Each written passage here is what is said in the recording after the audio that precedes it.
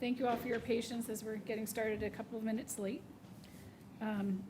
This is the Board of Zoning Appeals meeting for June 12th, 2025. Calling this meeting to order. Approval of minutes from April 10th, 2025. What? I'm sorry?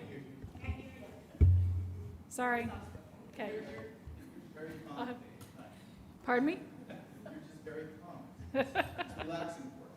There you go. I'll put some music on in the background. Yes, you want me to start all over again, or did y'all follow me from there? Okay, calling this meeting to order. I apologize for the delay. We had to go over a few issue or concerns. The first agenda item is to approve the minutes from the meeting on April 10th, 2025. Is there any discussion? I make a motion to approve. A second. Okay, we have a second to approve the minutes from the April 10th meeting. All in favor, say aye. Aye. Aye. I'm so Motion glad I passes. got a link to mine. Okay, new business. When your case is presented, please come up and speak your full name and your address. Are we, no, who's starting out tonight? I didn't hear you either, I'm sorry. Yeah, we usually start with the report, and I'll Yep. go ahead and You're provide gonna the start report, yours. and then after that, I believe you'll have the applicant. Correct. And then Correct. the people would like to comment, they can. So We're good to you go. ready? Yeah. Okay, I'm gonna go ahead and do it from here. I have to hunch over to get into that mic, and after, we'll see how this works over here, because I can put the mic right where I want it and stay seated. So this is special exception request, Z25-6, SE for special exception. Anthony and Aaron are here for property at 3286 Highway 160 West. That's about 800 feet or so south of the North Carolina line. It's owned RUD, and we're looking for 2 special exceptions for outdoor recreation and amusement, and amphitheaters, outdoor stages, bandstands, or similar. A summary of this, as the applicant stated, they propose to develop a 5,000 square foot structure and utilize areas to create a space for families to gather, play, exercise, and socialize. There's a structure, it's approximately 5,000 square feet, as I said above, and is to provide an area for children to play, a seating area. There'll be 2 event rooms. They'll serve or have available grab-and-go foods as well as beer and wine. And then outside area will be utilized, and there'll be a 2,000 square foot area for seating or play, and a gazebo of up to a 400 square foot platform for performances. There'll be a site for a food truck on site, a walking trail, an outdoor yoga recreation area is proposed. Privacy fencing will be provided on 3 sides of the property. The proposed hours of operation are 9 a.m. to 9 p.m. Wednesday through Sunday. Here we have a diagram of that. I know it doesn't show up so great, but here's our playground area, kind of the gazebo place where they could have events. This is our structure.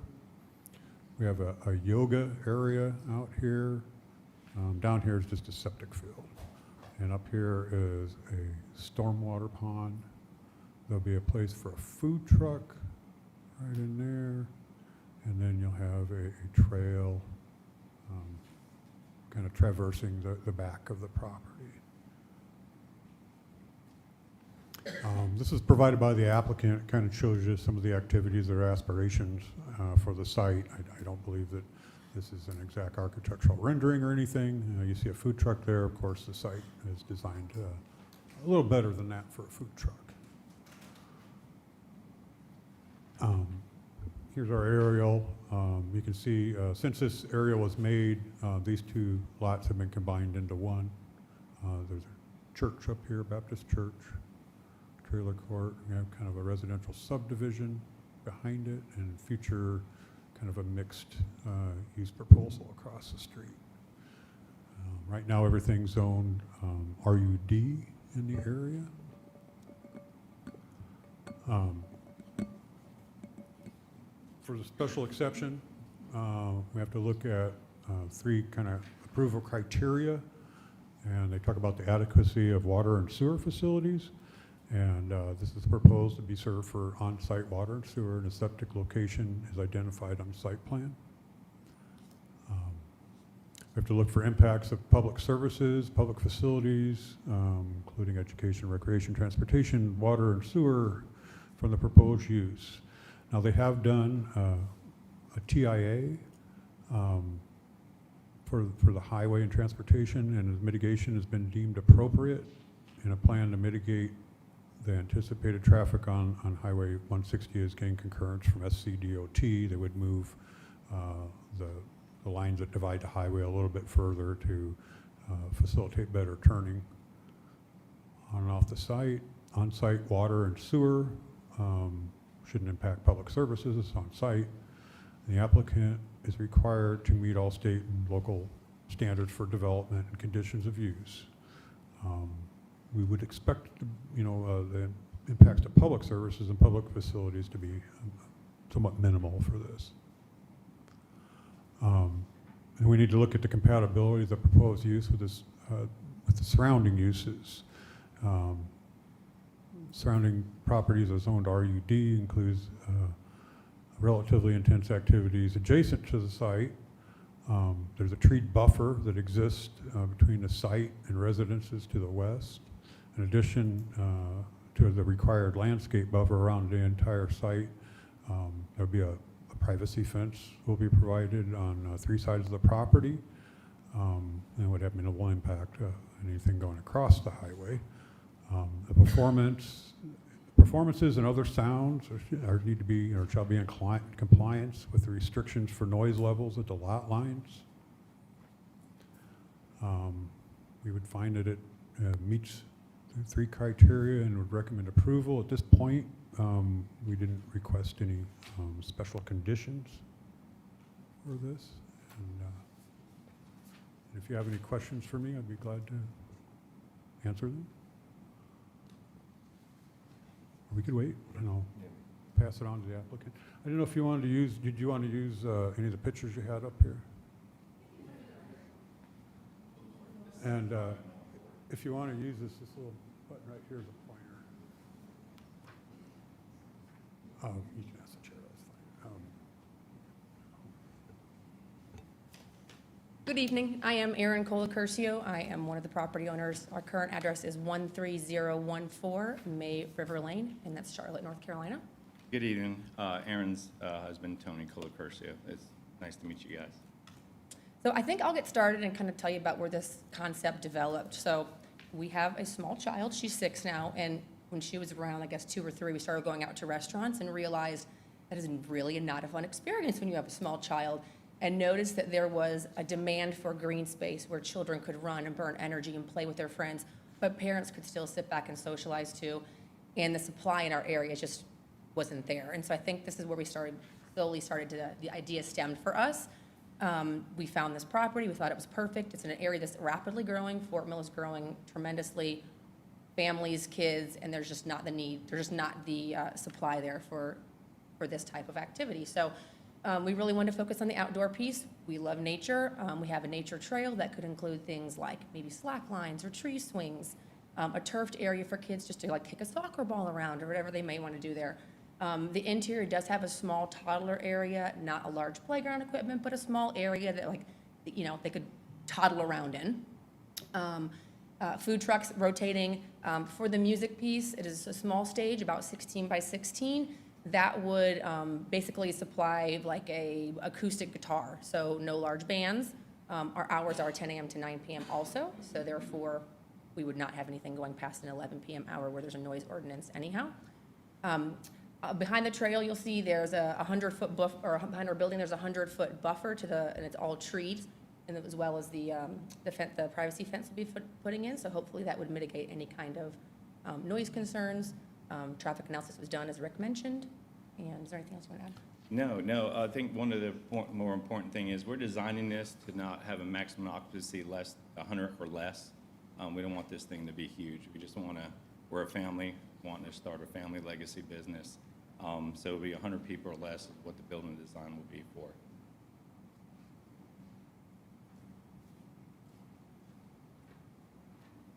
That's all we have, unless you guys got questions for us.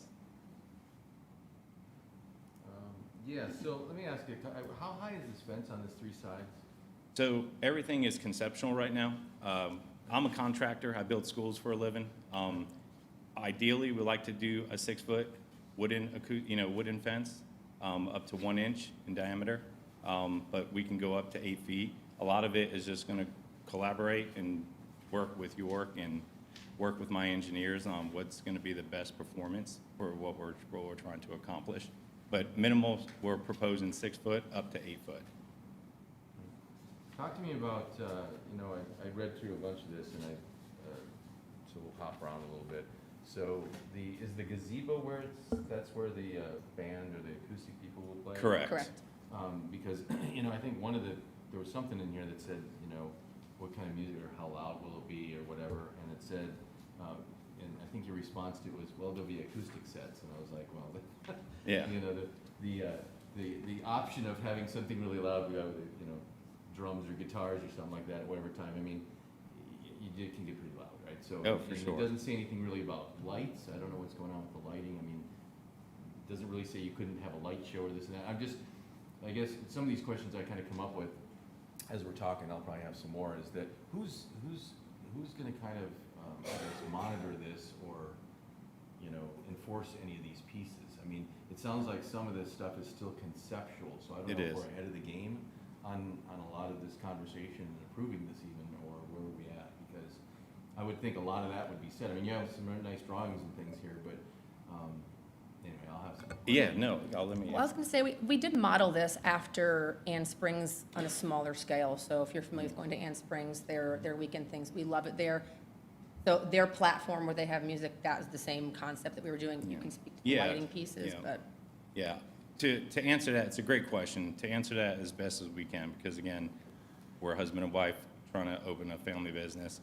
Our concept, and will be something structured around Ann Springs, if you guys are familiar with Ann Springs. We're talking a very minimal stage. We're talking a minimal performance with minimal speakers. Lighting, other than site lighting for ADA and egress, no lighting shows. That's something we could easily write on paper and be held under contract, but answering your question a little bit better, what upholds that is just simple truth and a complaint and everything. So we're not going to be there with those complaints. I don't mean to laugh, it's just if you Yeah. don't have it all written down, like when you're doing a Yeah. contract, well, I said, or I meant. No, well, yeah, That's totally where get my it. concern And if is that, Yeah. again, I don't know, we have a lot of people here, I don't know if they're for all these or this, but, I want to make sure that is residential around this, there's probably going to be some more building at some point. Yeah. I see where there might be upgrades to different parts of this road that might end up having homes and everything else in there, and what, kind of where this leads to. Right. Because once, if this was approved and was going in, what do you open that up for? Other stuff, right? So that might not jive, and then we run into a whole issue. So Yeah. that's why I'm asking some of these questions. Totally understood. Okay. Totally understood. I'm sorry, so it's gonna be like an engineer behind the scene kind of controlling everything regarding the music and all? No, ma'am. There will be no music engineer on site. What I was referring to for engineers is, again, getting past this stage is the investment of our household of taking the next step. So to come up with a full set of plans and design drawings, we're at that step before that step.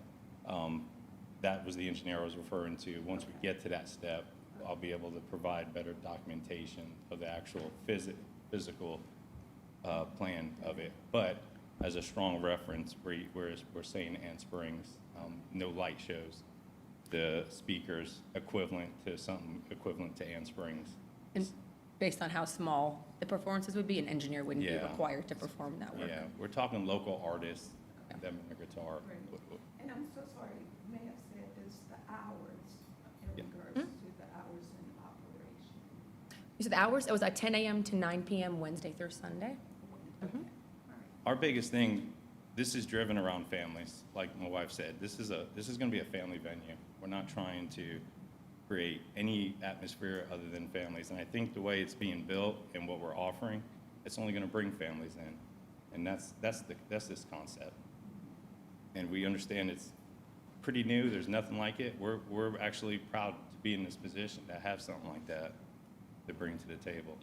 What, I was curious, so you're at a 5,000 square foot building. I don't remember seeing like a layout of what's in that. Is it just a big open space or what's going on? Great question. It's our area, it's going to be lounge, like high top tables, you know, if somebody wants to do homework with their kids, if a family just wants to sit, relax, hang out while the kids are playing, indoor or outdoors.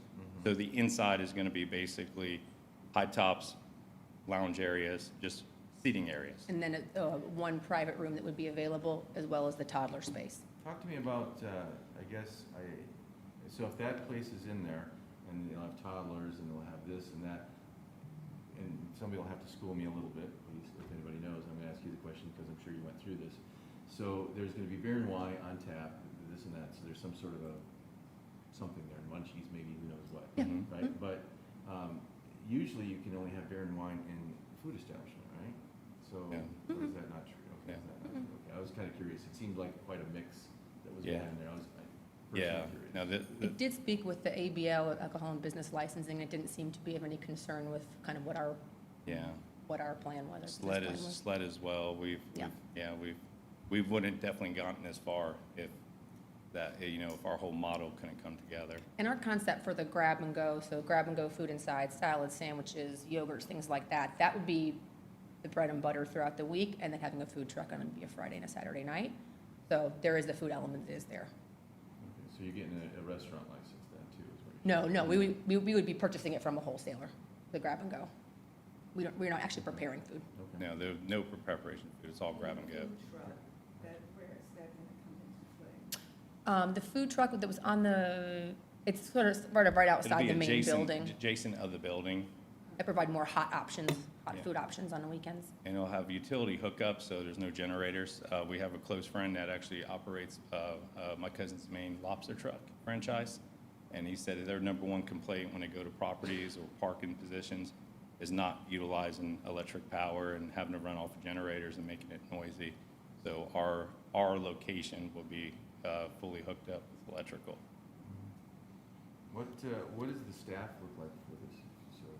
Staff, there's two of us right here. No, there would be Yeah, a handful of yeah, we staff would- to yeah. help with cleanup and just and Yeah. serving and things like that, Yeah. but it would be pretty minimal. Yeah. Are there any concerns about traffic and parking? No, sir. We paid and had a traffic study done. What the count was letting you know, we did a traffic study. Bowman, the engineering group out of Columbia, did a full traffic study. They also had to collaborate with SCDOT, and we got a written statement from SCDOT that the only concern was the suicide lane. I don't know if that's correct to say anymore, but it narrows, but we'll have to pay to have it widened to full width. Just restriped. Restriped. So that was their only concern, but as Rick said, all that checked off real well, and it was low impact. Is the building going to be 5,000 square feet or 6,000 square feet? Because I see it in 2 5,000. different I'm happy you places brought as that up. different Yes. Yep, sizes. 5,000 square feet. And again, depending on the end of this, when I actually apply for the permit, it could be 4,500 square feet. So, reason why we're doing 5,000 feet, we don't want to work with anything more than 100 people. We want to stay under 100 people because that puts us in an element of code where we'll have to do sprinkler system, and that's just something simply we can't afford. So it'll be less for that main reason, and it's just, the purpose of the building to be the size as it is to be able to operate. This is our family income, is to be able to operate all year round. And if it rains, there's this place indoor that will hopefully bring in some people to enjoy the day. I saw there was one of the sheets as I was going through the packet, it was a little bit thicker packet than usual. There was a community meeting, it sounded like, It was. and I did read it, but I'll let you kind of expand on that a little bit. Yeah. How did that go? I think we have a good portion of them here as well. It felt Yeah. like it went well with the people that showed up. We didn't get any super negative feedback other than questions, and we answered those questions very good. Feel What about positive of from that. the HOA? We've- Excuse me? The HOA, Um, did you get any questions? I I don't Will know the that- HOA If they're on the HOA, I'm not sure if they were on the HOA. We did get questions from the neighbors. Okay. Yeah, and we met And with the we- neighbors. Yes, and we also met with the two businesses that are adjacent to us. So we met with, there's a Baptist church next to us, and we had a very productive conversation with her. We also met with the veterinarian, who's another neighbor.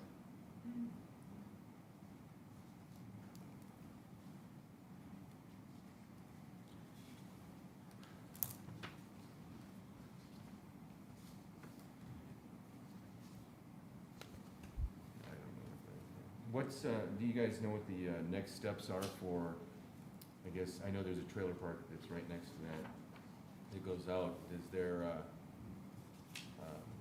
I think that recently changed hands as well, if I understood correctly, but what, do you know what the intention is going in there? You know, We don't know. it's funny. We've been asked a good number of times. We've been asked, almost live to the very point, near like, this, that's why. Oh, do you? we've been asked that so many times here recently, like, it's almost like we feel like people think that we own it.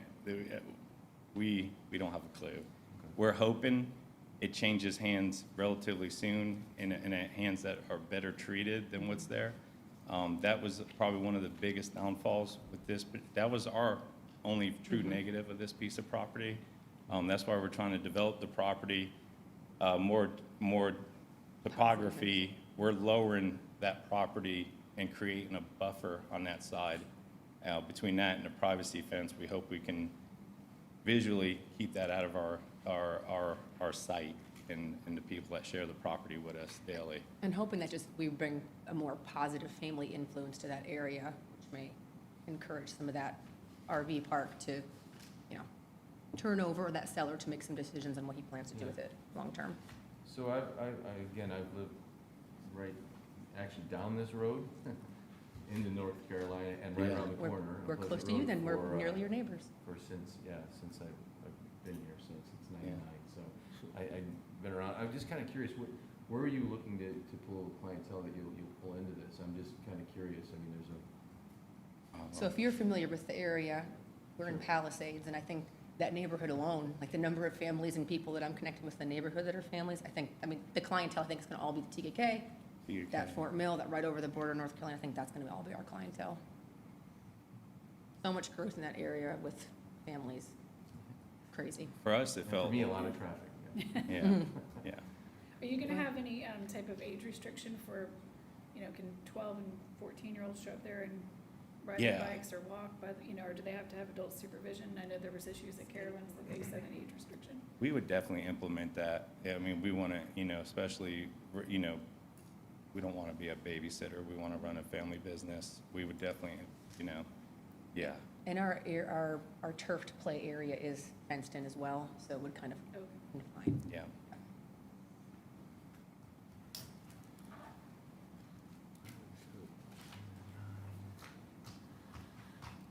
And you said the hours are 10 to 9 right now. I don't even know if you can hear me well, but I guess I'll talk into it now.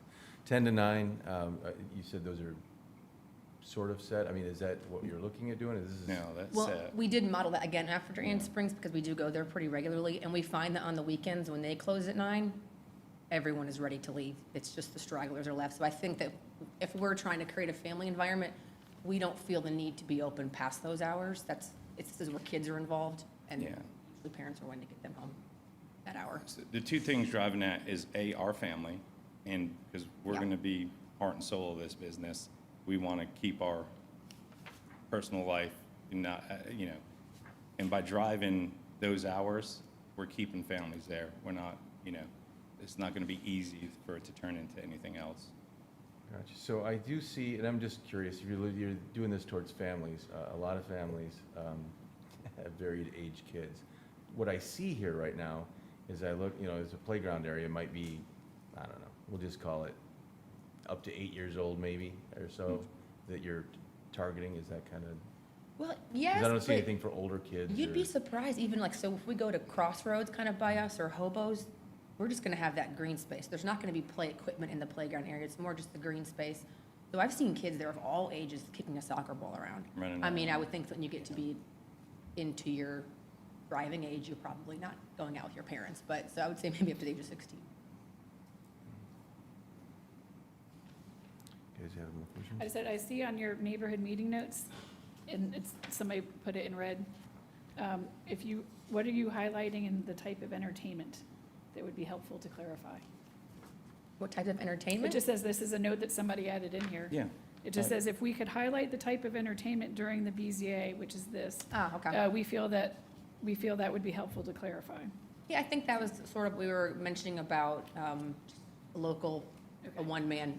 Local acoustic. artists. Yep. Local artists. And it's even something like, again, on a weekend, it might be an act, you know, like a magic act or something. It's For just, kids, it's more kind of let the community organically grow with the community. But as far as performances as music or anything with sound, we're talking, you know, no more than a duet or a solo, you know. Again, very, hate to keep saying this, but something similar in like Ant Springs with their entertainment. And I think we recognize that the special exception notates amphitheater, which can be a bit deceiving. And I think that was part of some When of I the saw concerns. amphitheater, I was thinking of what they put in. For Right, I sure, think that's yeah, part of the, we understand. part of the concerns, and just clarify, while it's coded like that, we are not trying to create a large, like, you know, PNC or whatever the other large amphitheaters are in our area. And then on that note, if you look at our site plan, we're creating a 100-foot buffer from the stream for environmental reasons, but that environmental reasons also helps with acoustic buffers. You know, what we're developing is honestly less than the 2 acres of the 3. There's almost an acre and a third that we're encompassing on our own land, much less the veterinarian down the street owns the property behind us. So there's even another more wooded buffer for the, you know, the next nearest neighborhood. Who did the site plan for you? Bowman, This right here? yes, ma'am. It is- Bowman it's also Bowman? Engineer Group out Okay. of Columbia. No, they did that, they did that traffic, They did the traffic study, too. Yes. Okay. I see that, and this is just kind of the setup, I was just looking at this, I see the playground area and you have the gazebo off on the side. If there's bands or even acoustic that isn't really loud and you're not cranking it up really, my concern is the noise, we're going back to Yeah, noise a little bit. understood. Or lights or whatever it Yep. is way over on that side, I assume the parents aren't gonna be in the playground area, so the closest they're gonna be is the covered porch, that's quite a ways, is that?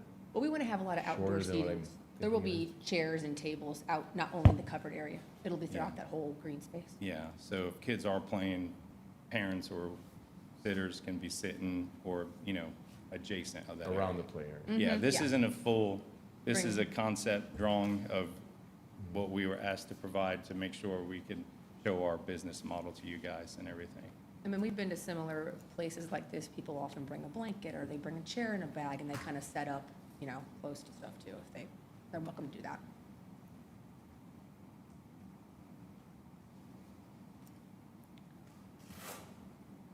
Do you have any questions? Are you guys planning on doing outdoor theater stuff at all? In other words, like movies and stuff like that? No. Okay. The reason I say is because the hours, at least in Yeah. the summertime, would be too bright, so. Yeah, Mhm. yeah, Okay. yeah, no. Maybe just, you know, small performances and, you know, very solo duet type of acoustic performance. Okay, thank you. All right, thank you. Thanks. Is there anyone who'd like to come and speak on favor of the project? If you- Please say your name and address, please. Hi, my name is Dr. Dawn Martin, and I'm the veterinarian and owner of Palmetto Pet Hospital.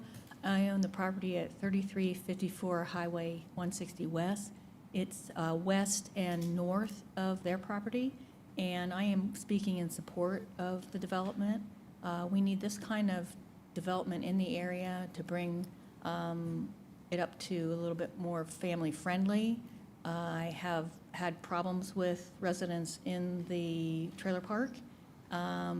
Also, Rick, could you go to the topography map with a little orange outline? There. So, and is there a laser pointer? Yeah.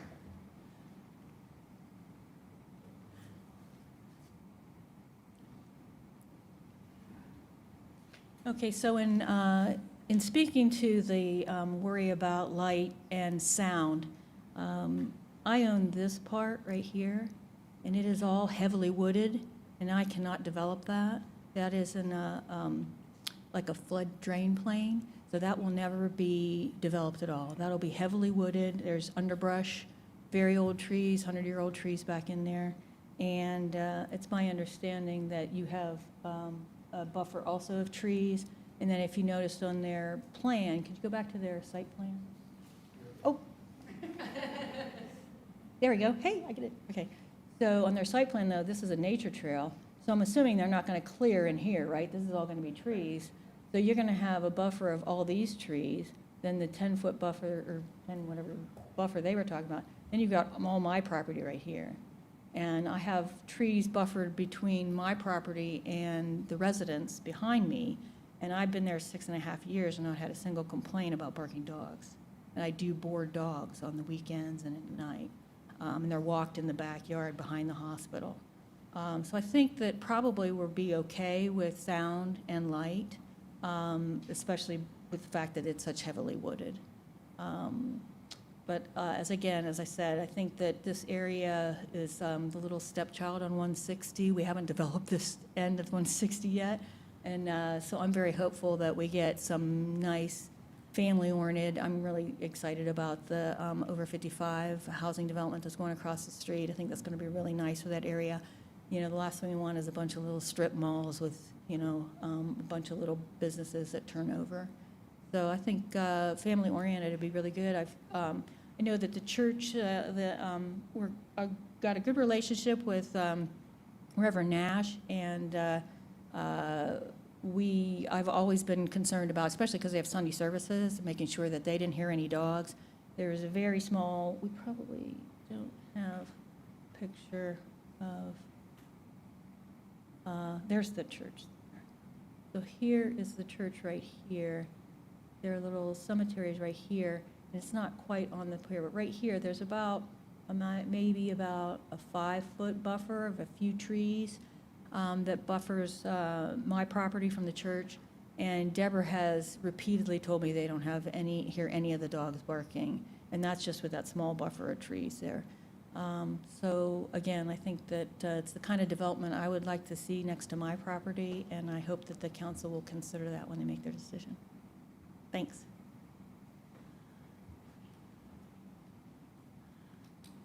Thank you. Is there anyone else who would like to speak?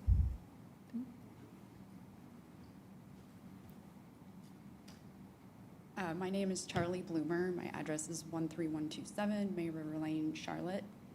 And I just wanted to speak on the part of, I can't speak to the noise part. I don't live near it. But to answer your question about the clientele, I live in the Palisades as well, and I can't tell you, I don't personally have children, but most of my friends do. And I can't tell you how many people are so excited about something like this that I've talked to, because the same thing. You go to a restaurant, you're trying to control your kid, you're trying to have a good time, you're just trying to relax on a Friday night. And something like this is so much easier to do, right? You can just let your kid be free with their friends, like you guys can grab some camp chairs, hang out, have a beer, a glass of wine, Friday night, just chill. I mean, I'm excited about it. Like I said, I don't have kids, but I would go to this. And I also think just having the green space part and not just having another building or, you know, just the same old thing over and over again that it feels like we have. Like, I moved here 7 years ago, and I feel like there's so many opportunities here that are just lacking. Like, I moved from Colorado. It's all recreational. It's all, like, outdoorsy, you know, and the amount of trees and the beautiful things we have here, this just really makes me excited to, like, I can drive by it and see something pretty and not just a parking lot and a building. So that's kind of what I'm thinking. Again, I can't speak to the noise. That's a valid concern for sure. I don't think there's any problems with this because it's just an acoustic person until 9 p.m. It's not, you know, an amphitheater. It's not concerts. It's not anything like that. So that's just my 2 cents of, I think it would be great for the area because I think something like this is desperately needed for families because of the amount of families that are just in my little street alone, you know, like, you know, it's something that's just, I don't know, it seems like a really cool concept, and I feel like it'd be something different and new, and I think it would be very well received for anyone looking for this type of thing, besides just going to a restaurant or a bar, you know, that kind of thing. So that's just my 2 cents. So I hope you take that into consideration, but hopefully that answered your question about I can validate the people that want this, just in my neighborhood alone. So, so thank you for your time. I appreciate it. Is there anyone else who wanted to speak?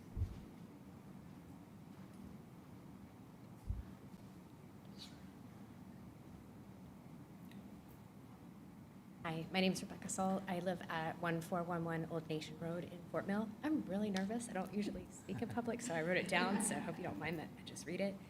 I wanted to speak today in support of the plans for the GET Social Park. I think spending out time, I really haven't been in public in a while. Sorry, spending time outdoors and increasing social interactions has positive health outcomes. It's really important to have spaces where people of all ages can hang out together and have a good time and fellowship.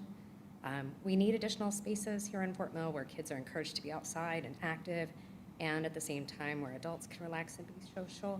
There are some venues, but as it was said, most of these places are restaurants that don't really have a lot of facilities where kids can entertain themselves, and parents can be entertained at the same time.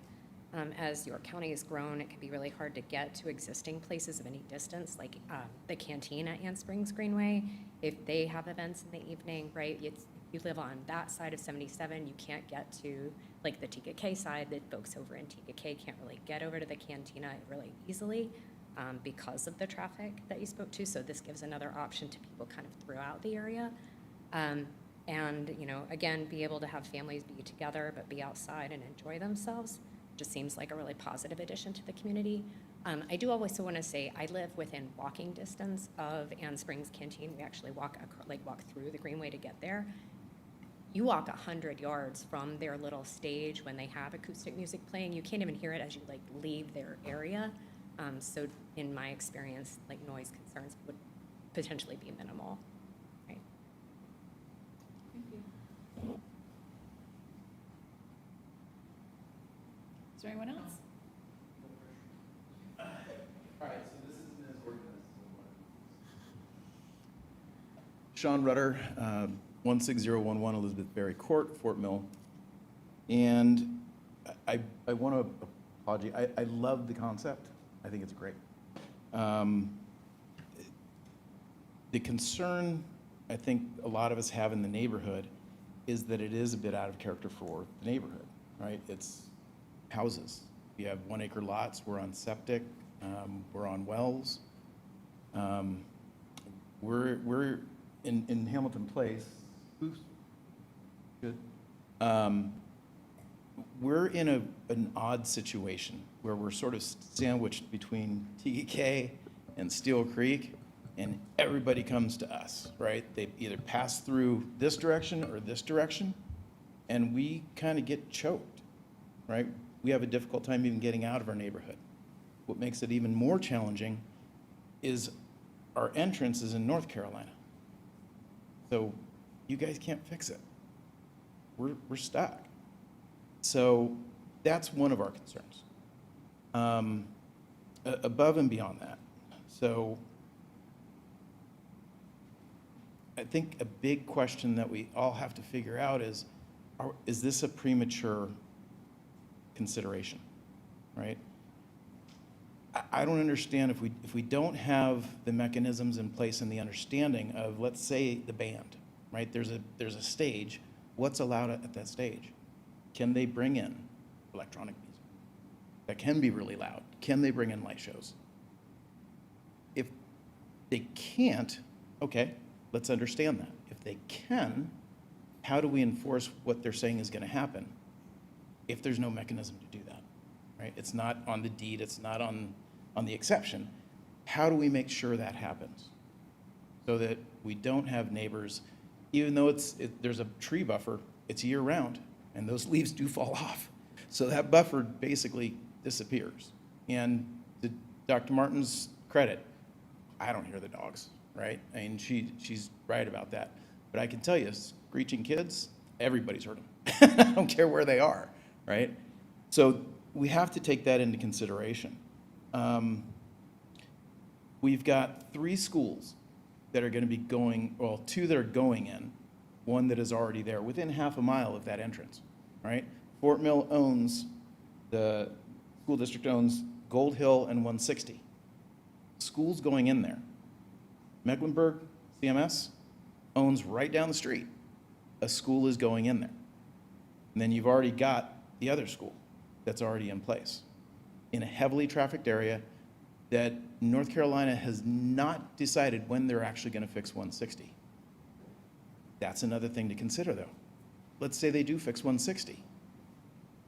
We've got a 2-lane highway in each direction that now we're trying to cross. How are we going to address that?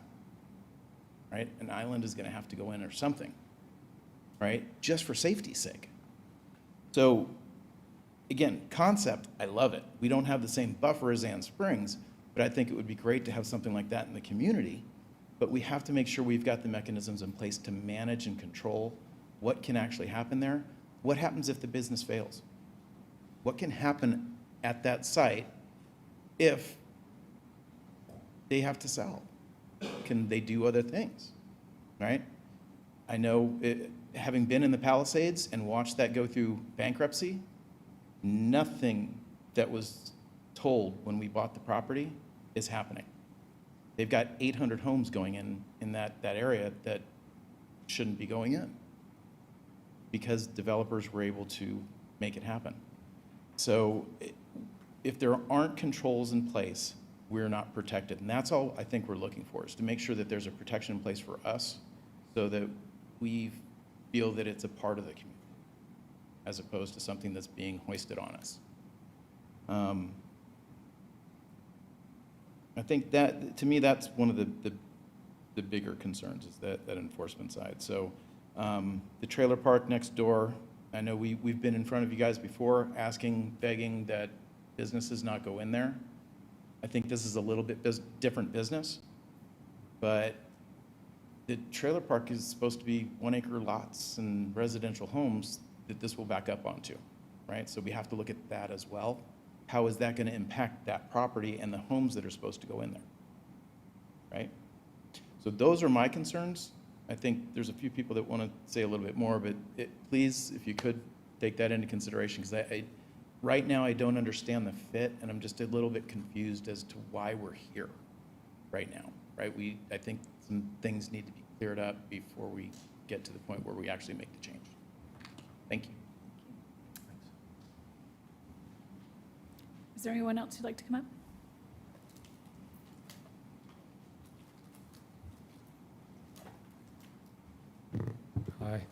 Hi.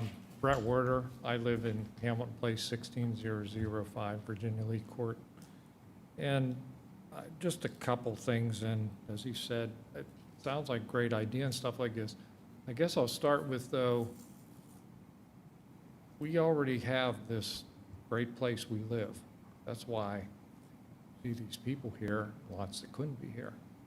We love our neighborhood, and that's why we all bought our houses in there and stuff and live there. And it's extremely quiet, been quiet, and sure, nothing stays the same forever. We realize that.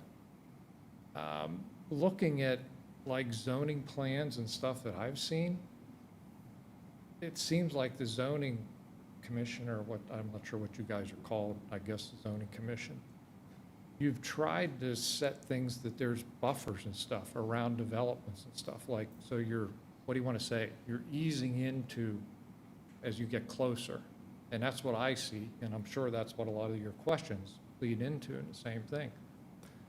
And again, starting out with the zoning that's there already was the RDU, and I know some of them have changed or whatever. And again, I guess my first concern is we're asking for something that sort of is like, to me, is dancing on a quicker change than what, admittedly, we'd like to see around our development.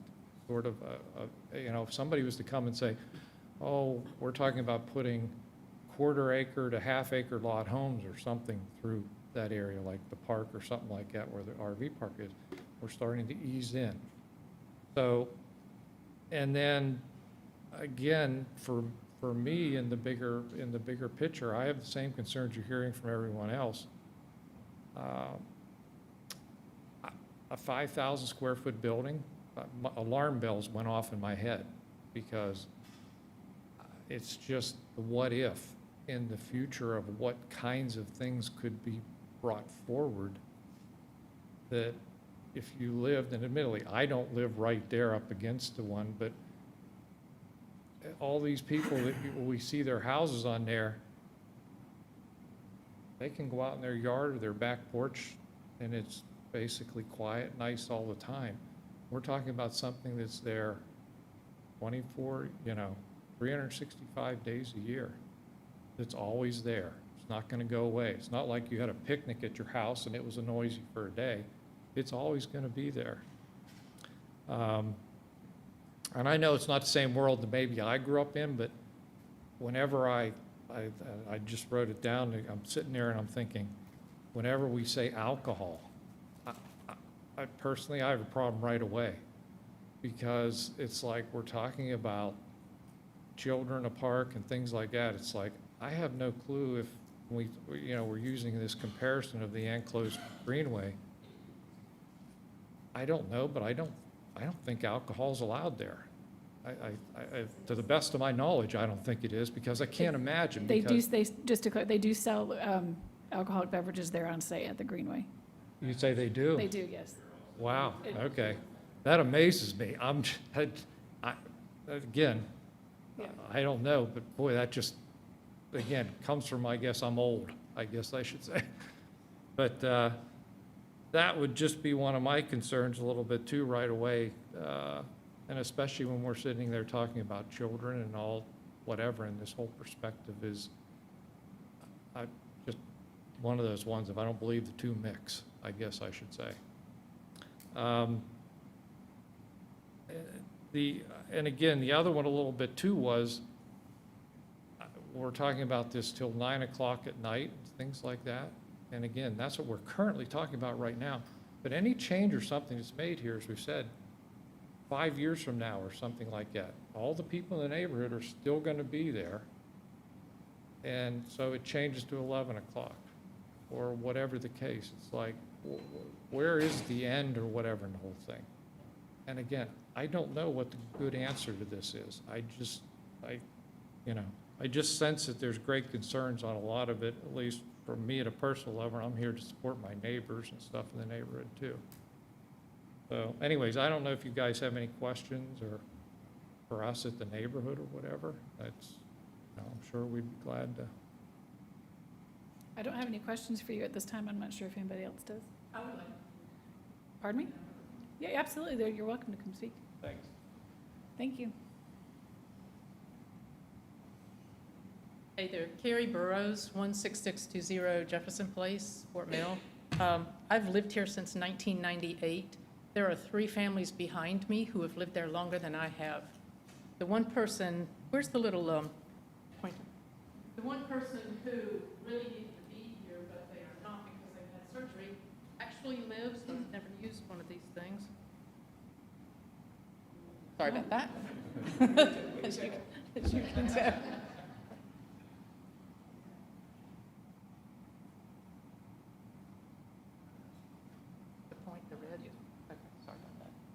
So the person that lives in this house right here cannot be here today. They live the closest to this. The person who's here is here. The person is here is here. This person's here, this person's here, the person across the street, the person next to this one's there, and I live here. That is just one street.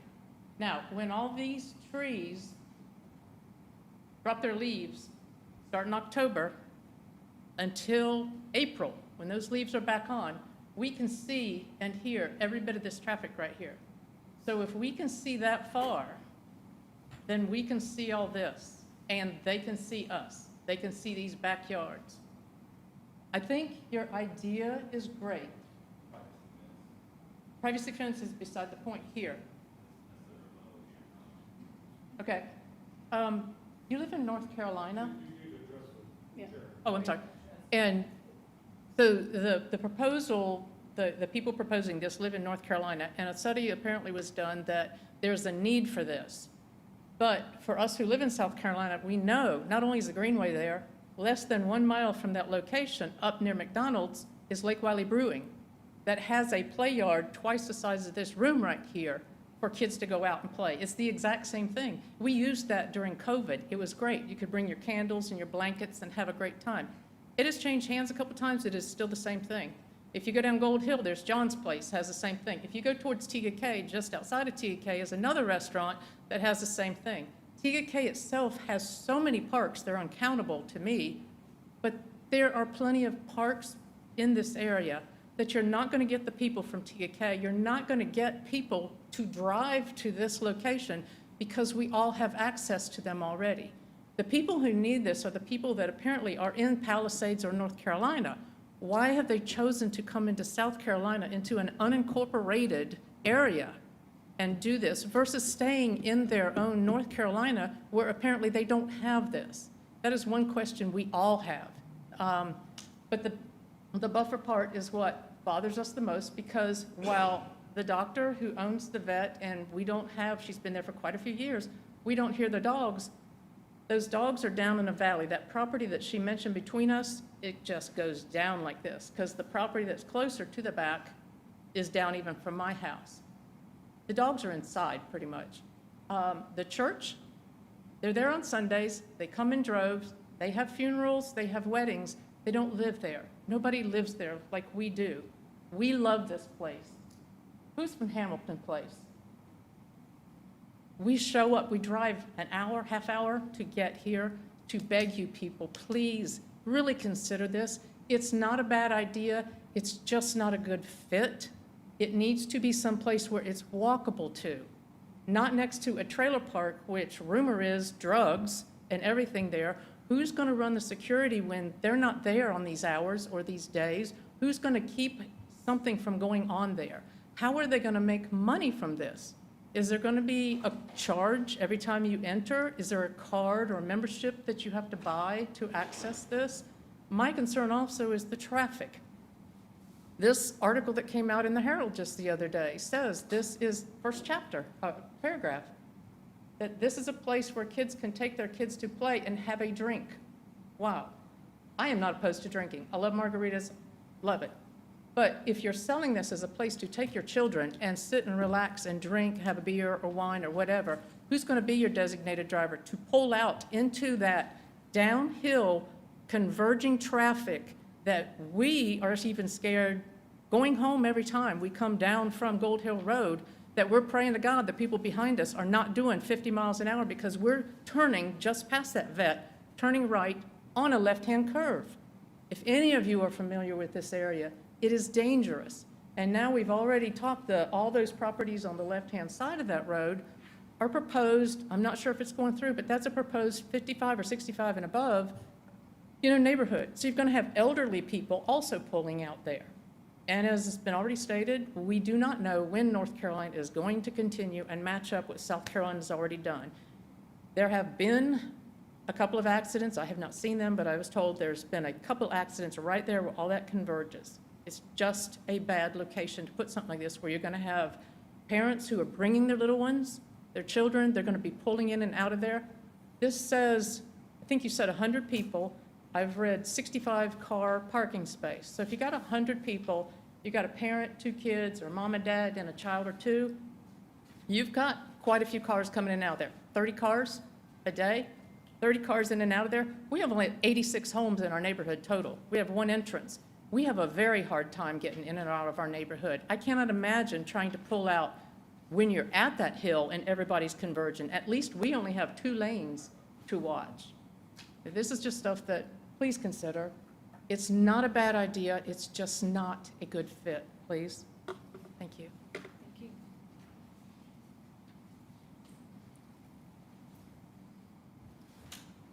My name is Diane Langen. I live at 16636 Jefferson Place. I am one of the houses that I live right next to Carrie, so I'm right off the corner of that map.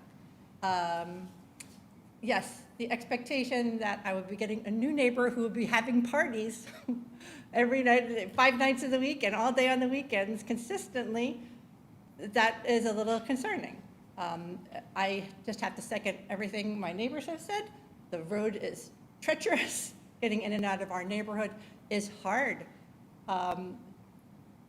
we know that that's not necessarily your scope, but putting more establishments and cars, drivers in cars there, is very challenging. I'm 6 foot. I say 8-foot privacy fence, if anything, because, 6-foot privacy fence. Anyhow, again, I don't have anything more to say than what my neighbor said, but it is just it's a concern. It's a great idea. Yes, I did not go to the information meeting, but yeah, is it a private establishment? Are you going to need a card to get in? Is it going to be an open parking lot where people can hang out? Is that going to be prevented somehow when the hours aren't open? Those are the sort of questions I have. Thank you.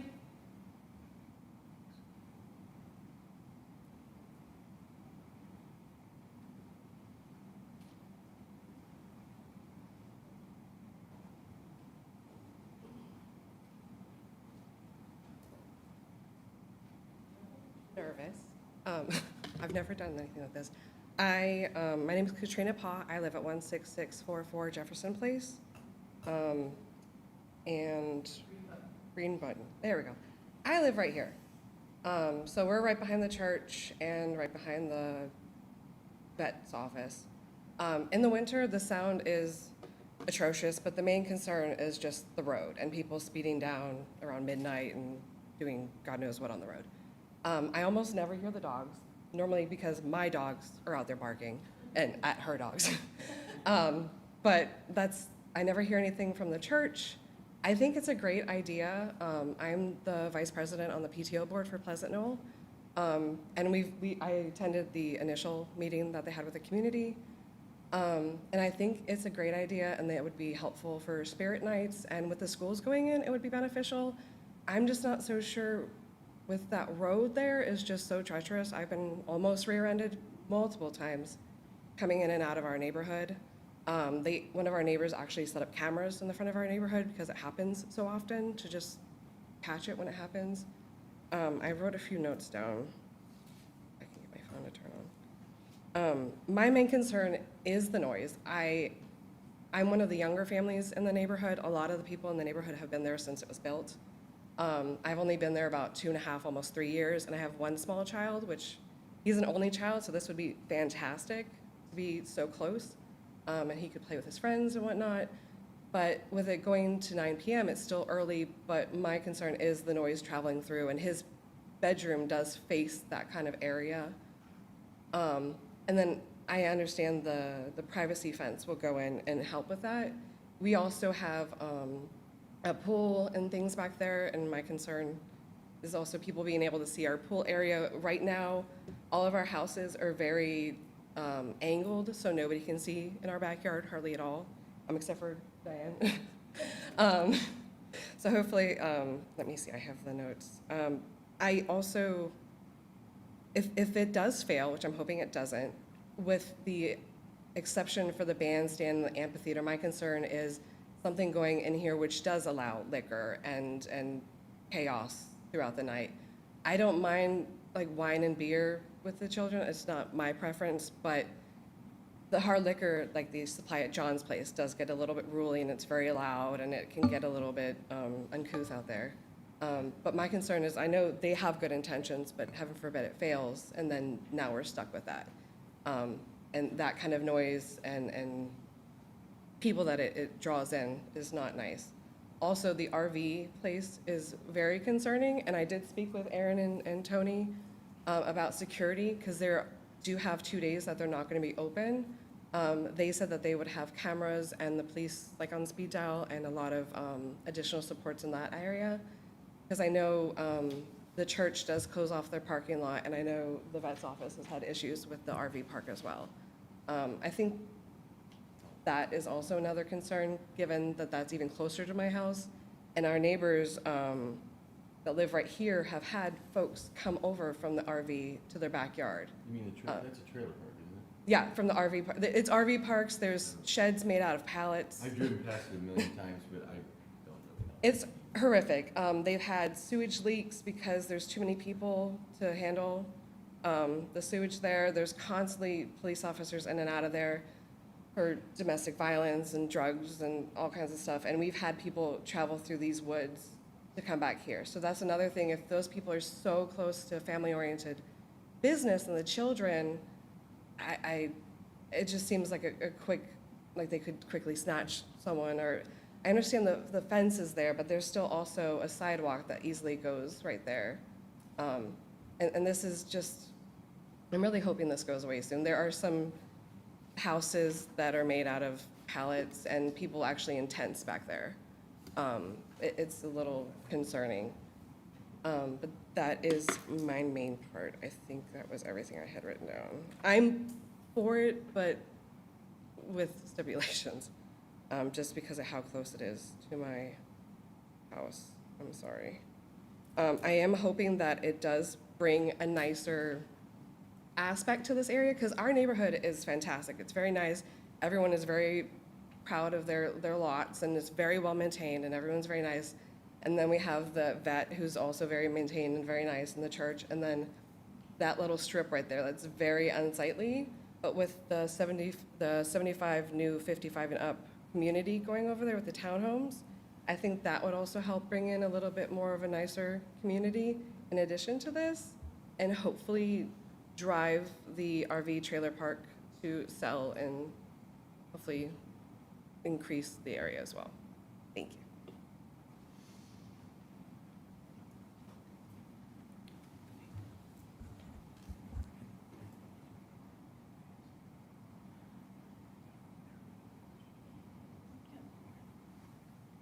Is there anyone else that would like to speak? You can ask them, you can redirect them. Yeah, so I forgot who brought it up. I had a lot, there's a lot of pages, so I have notes on different pages. And I did forget to bring up something else. I told you I'd have more questions. So one of the questions I looked at, can somebody flip it over to the building and the layout? Oh, it's up there? Nobody put it in their pocket, right?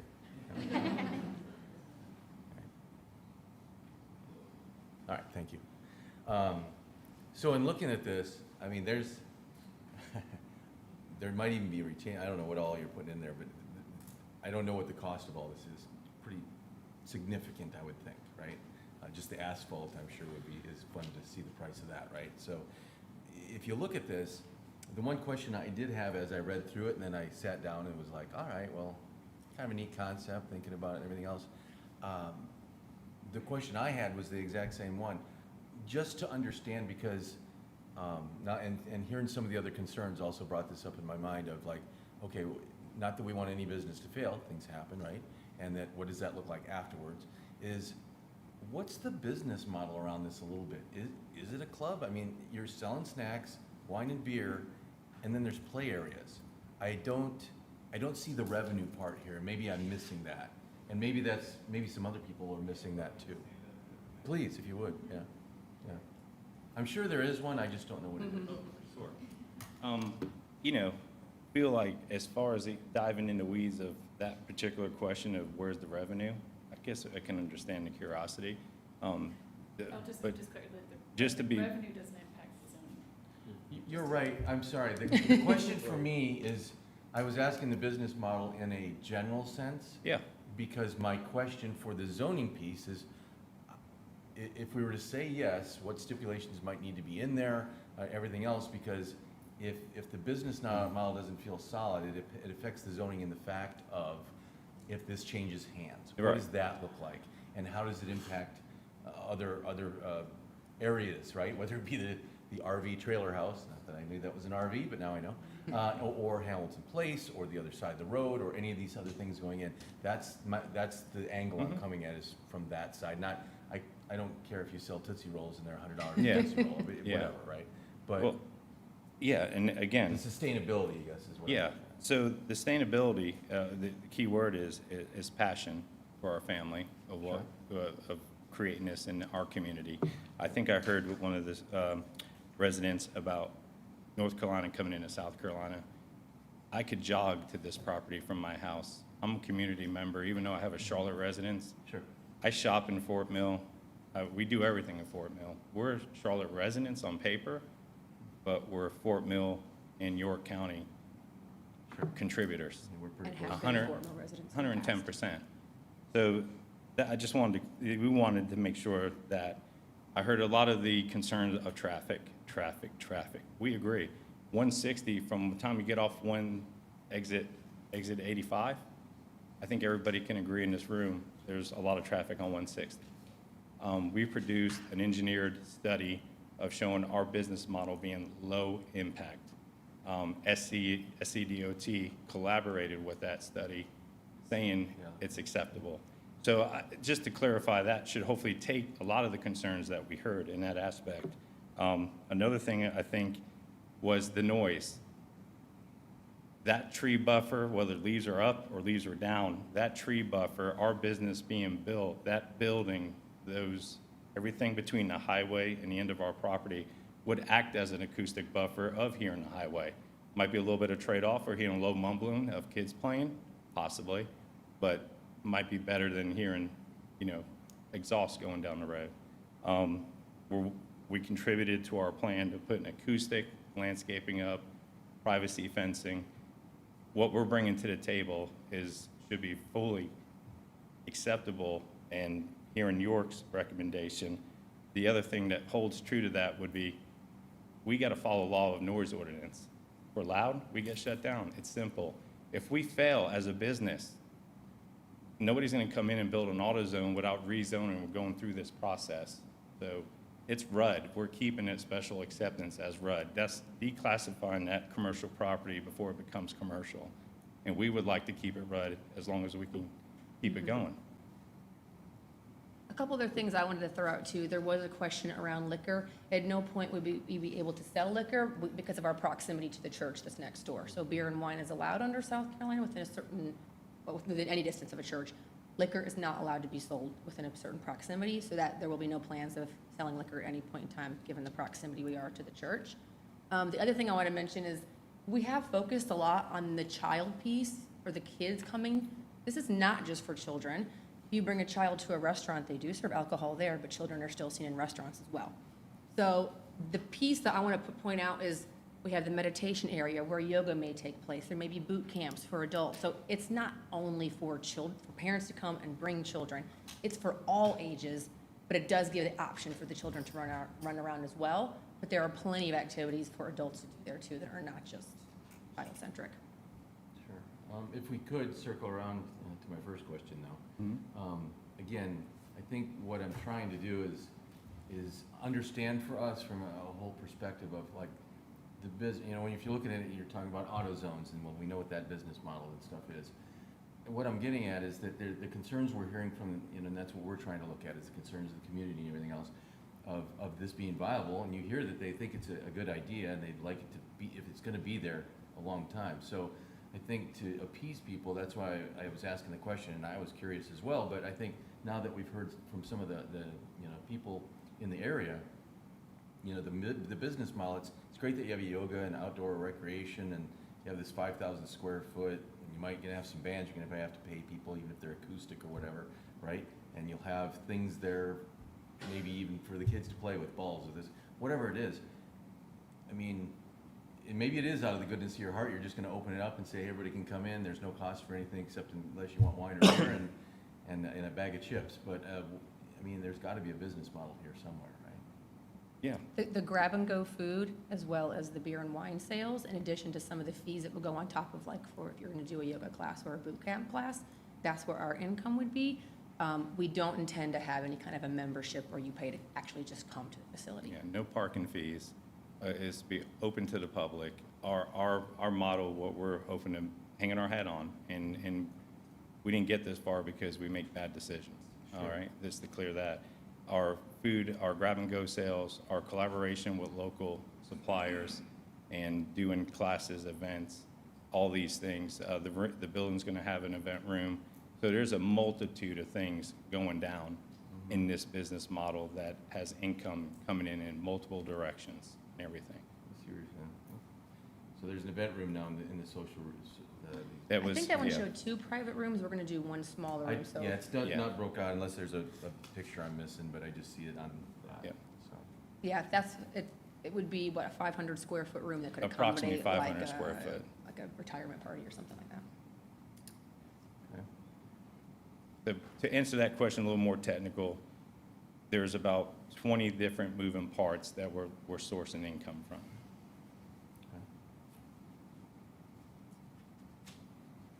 Guys got any more questions?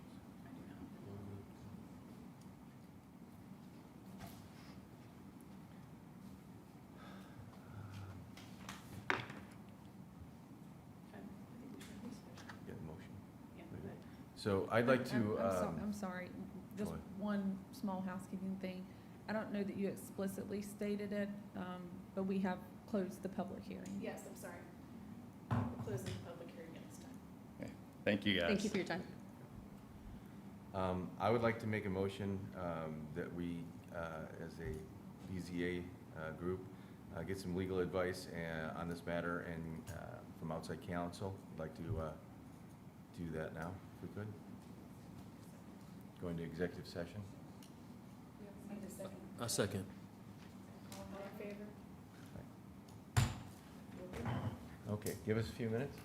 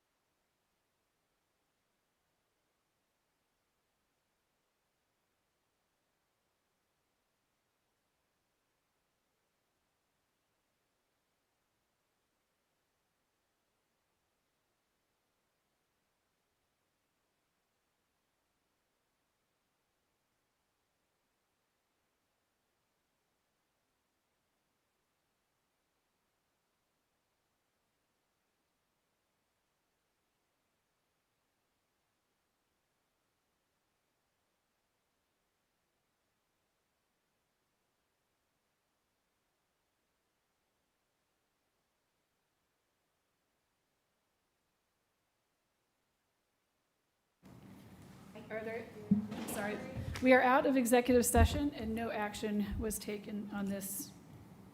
No, sorry, I'm like, my head's hurting. We are out of executive session, no action was taken on this matter. Are there any motions? I would like to see, could you guys come up to the podium?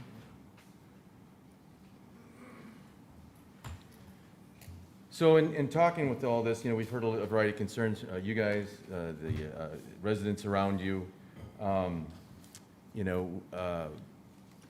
We heard a lot of concerns in one way or another, if the stipulations are going to be in there or not.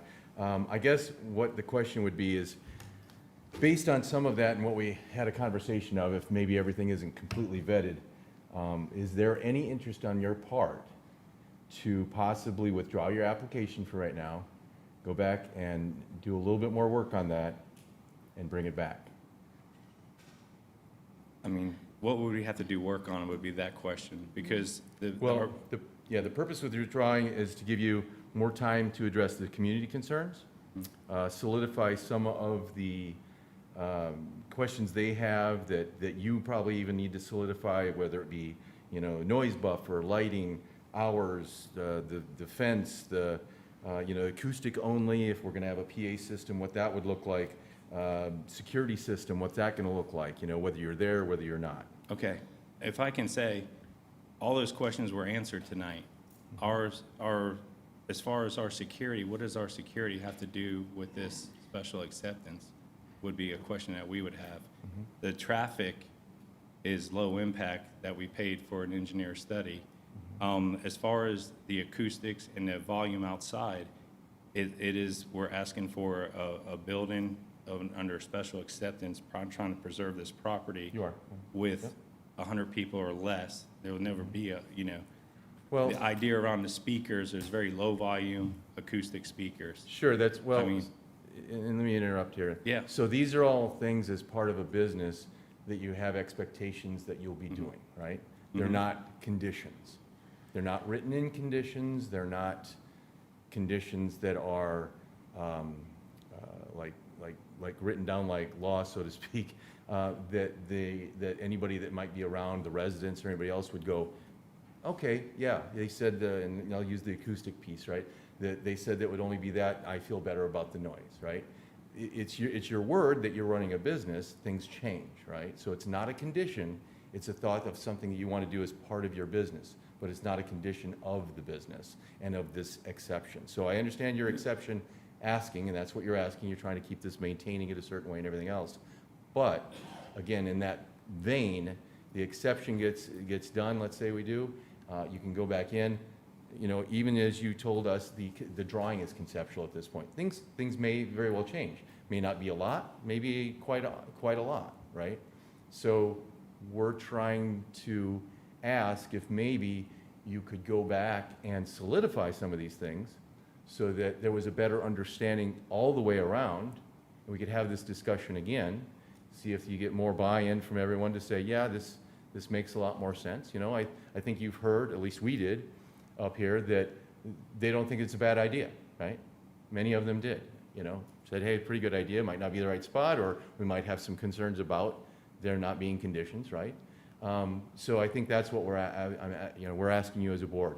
Would you consider withdrawing for now and coming back at a little bit later date, having some of these things more solidified so that you could come before us and get more buy-off, so that we would understand it better, so you would understand it better, so the community would understand it better, so that when we look at this special exception, it makes a lot of sense, and it would be something that we could approve. I would say we did postpone this for a month in order to gather all of those details, so I would say if we continue to postpone, I'm not sure what additional details we would be able to drum up that we haven't already provided. That being said, if you feel that it will be a motion to deny tonight, then yes, we would consider withdrawing, but I would still prefer to move forward. Does anybody else want to mention anything? No. I guess the intention would be to solidify some things so that the community felt better about this exception. Because again, there's a lot of things in this exception that when we look at it, we're looking at this exception, where's this going to go down the road, right? And how it looks and how it affects the community. The other part of it is too, is that, when when this exception, if it ever comes through and it gets approved, which it may tonight, I mean, we haven't made any decisions, right? So if it gets approved, right, then we're setting a precedence of others in the area. So if another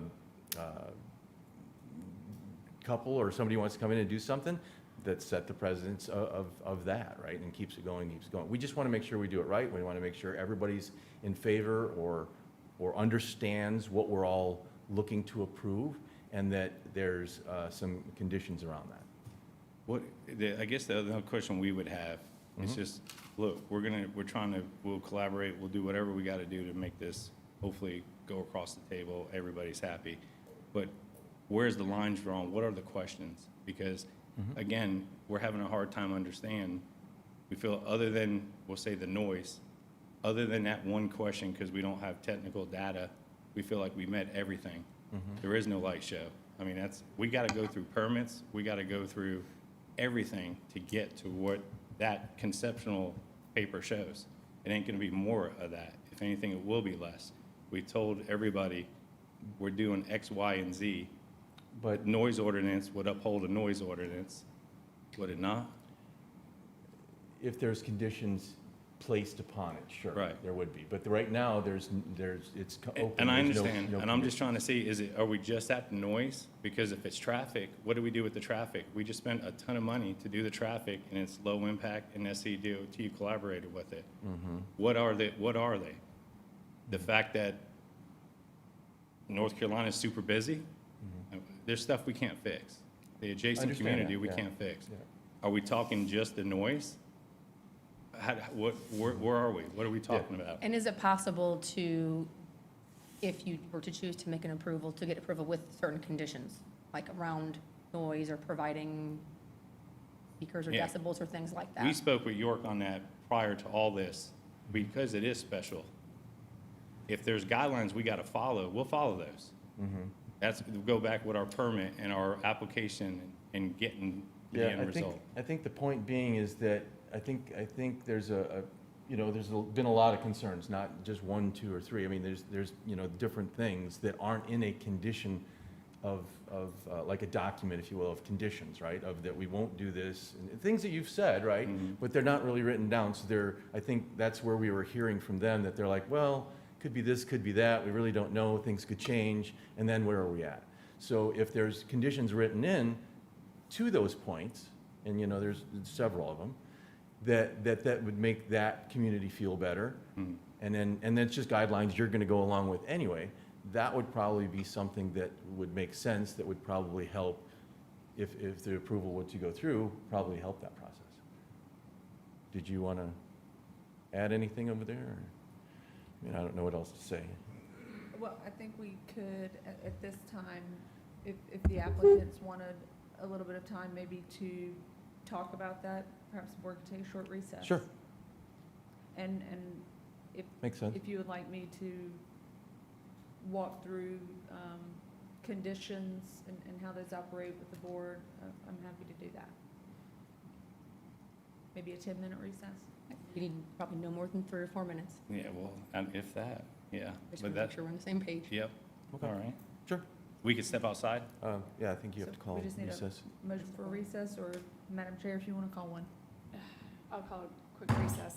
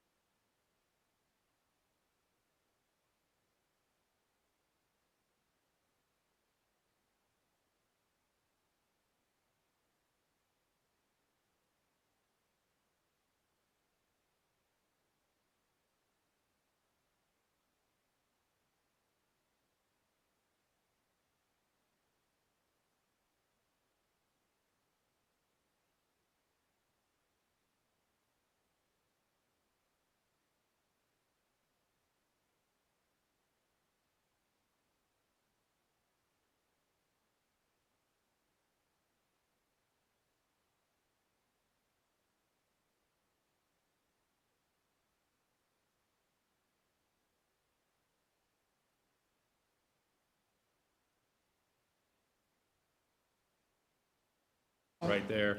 I don't think it will I change mean- in a month from now. Yeah, it'll just be something different, and this is hurting our family income. So, you know, we were Me too. asked to give this stuff, we gave everything with, I think, definitely the right answer, so it is what it is at this point. So, Madam Chair, at this juncture, call for motions. Okay. Are there any motions on this matter? yes, I make a motion to approve with the following conditions. Outdoor entertainment shall be limited to acoustic-only performances. No amplified music or public address systems are permitted. Hours of operation shall be limited to Wednesday through Saturday, 10 a.m. to 9 a.m., 10 a.m. to 9 p.m., I'm sorry. All outdoor activity, including performances, must cease by 9 p.m. And the last one, the applicant shall maintain a functioning security system that includes cameras and motion detectors during business hours and public events.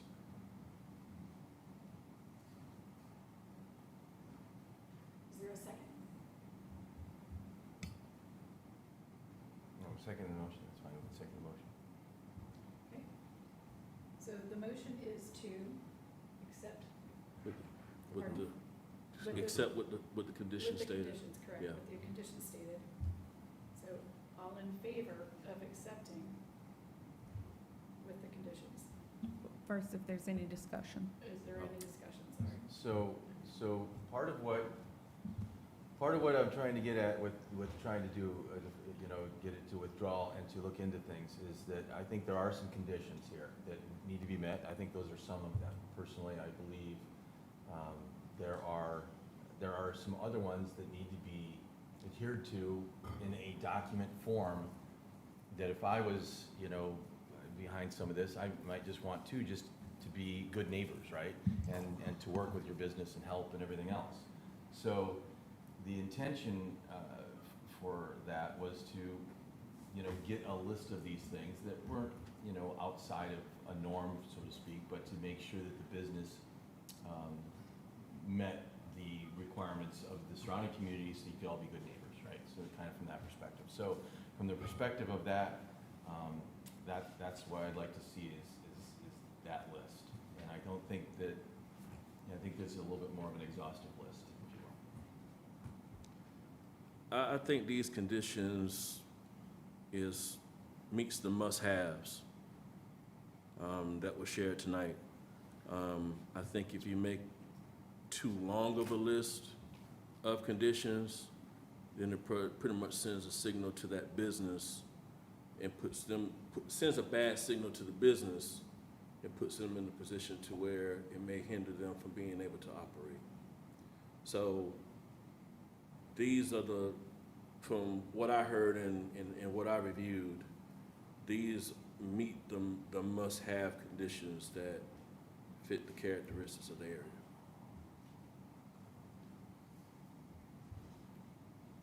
Anybody else? I think that's what Rob said. I'm gonna go with the conditions as well. I kind of feel the same way, those conditions need to be met before a decision.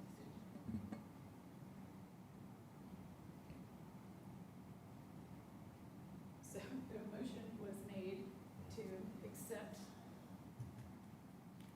the special exemption with your three conditions, Right, condition stated, yes. with his conditions stated. So all in favor of accepting, or in favor of the exception with those conditions? All in favor, say aye. Aye. All against, say nay. Nay. I think we need to maybe raise our hands for that. Nay. Nay.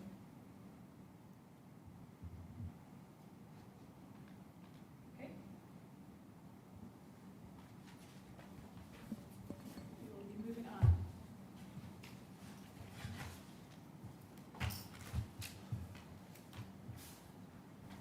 Case number Z25-7B, variance request.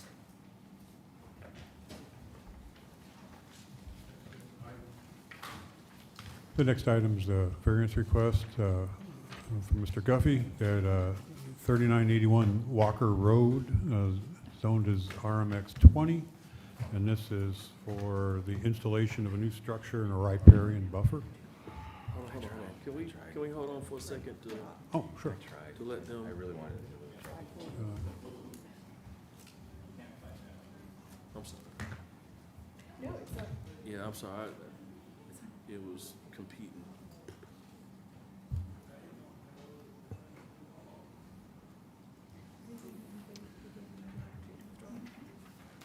The summary of the variance request. The variance is to the 50 feet buffer found around 6 Mile Creek. The applicant proposes to construct a 1,000 square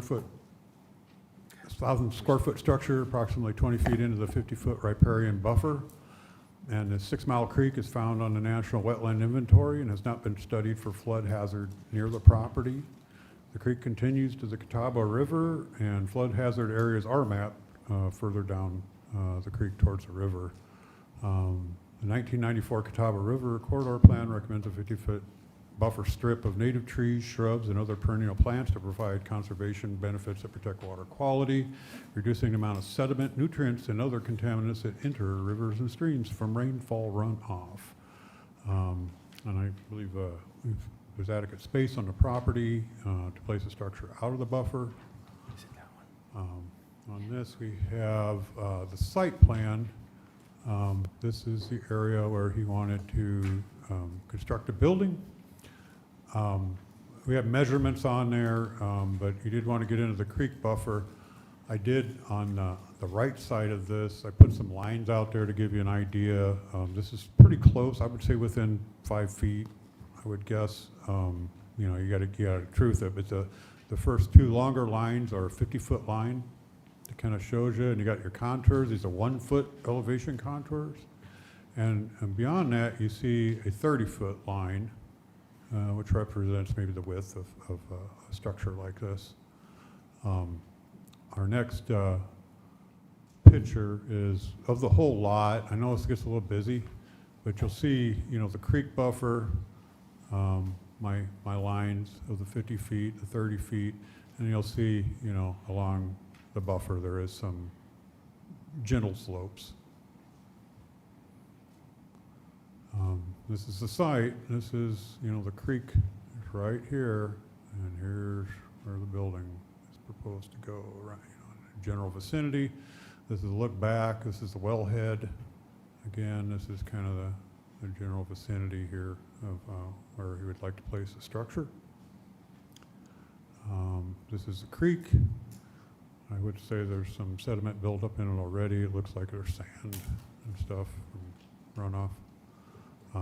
This is the area that is an opportunity and starts going back from the property to put a structure there.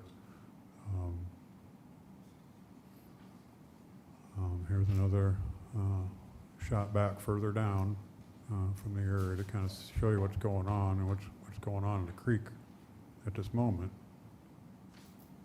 It's erosion. That's the creek water right there. An aerial of the vicinity map shows rather large lots, and this is our zoning map. The RMX-20 is the no shade, I guess, and you got RUDs in the green shade around it. Really kind of looks at the exceptional and extraordinary conditions pertaining to the particular piece of property. Again, there's options for placing a 1,000 square foot structure outside the buffer creek, and a 20-foot intrusion to the buffer is not necessary when find it does not meet the criteria. And conditions should not generally apply to other property in the area, and there's not really any other structures near the 6 Mile Creek in this area. The lot may be a little on the smaller side of some of the lots in the average area, but it doesn't contain more than 2 acres and is not continuously sloped. Therefore, we didn't find it meets the criterion. Because of these conditions, the application of this chapter and to this particular piece of property would effectively prohibit or unreasonably restrict utilization of the property. Subject property has a relatively flat buildable area where a 1,000-foot structure can be placed away from the wellhead and is found near the house, but could be navigated around. And I don't think that's an unreasonable prohibition. The house does have a 2-car garage also. The authorization of the variance will not be a substantial detriment to the adjacent property, the public good, or the character of the district will not be harmed by granting the variance. The proposed structure and other development activity in the riparian buffer next to the creek will increase the runoff and be counter to the recommendations of the Catawba River Plan. The existing development drains towards the creek already, which makes the buffer really important to protect the Catawba River tributary. Therefore, we'd find it doesn't meet this criterion. So we didn't find it are met, and we'd recommend denial of the requested variance.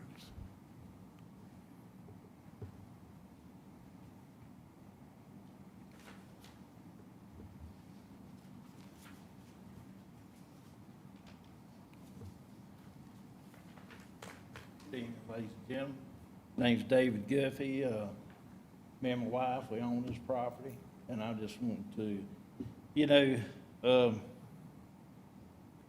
a little bit more into when I built my garage, I wanted it lined, the well, if I have to stay out of that 50 foot, then it's gonna be directly in the center of my daggum, the well. And what, if I can just have 10 foot, instead of the 20 foot, if I can just get 10 foot, it's gonna put me where I can drive straight in, just like I got my garage here. I can miss my well. I can miss the well.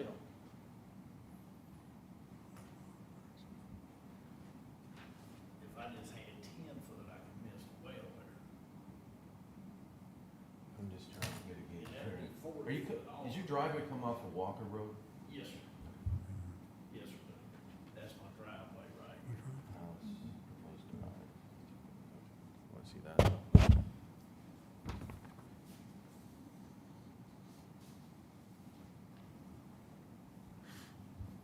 I mean, I don't see how it's gonna increase any more runoff from what it is now, natural runoff. I mean, I'm gonna just like when I talked to the person that's gonna build it, I told him I want a drain system in the front and down the right side where my runoff will go into the woods. I'm gonna have that where it's gonna be away from the creek. It's gonna be on the other side, and it's gonna be a 6-inch drain, because when I lay out my concrete and everything, I'm gonna have a 6-inch drain in there. And it'll come across the front and down the side, and it's gonna be channeled where it'll go the back side of the yard and go into the woods. And I'm trying to keep from cutting down more trees, because if I move over, then I'm gonna have to cut down some more trees. And what I decided to do, if they'd give me at least 10 foot, I was gonna cut down on the size of my building some, so I can make it in there.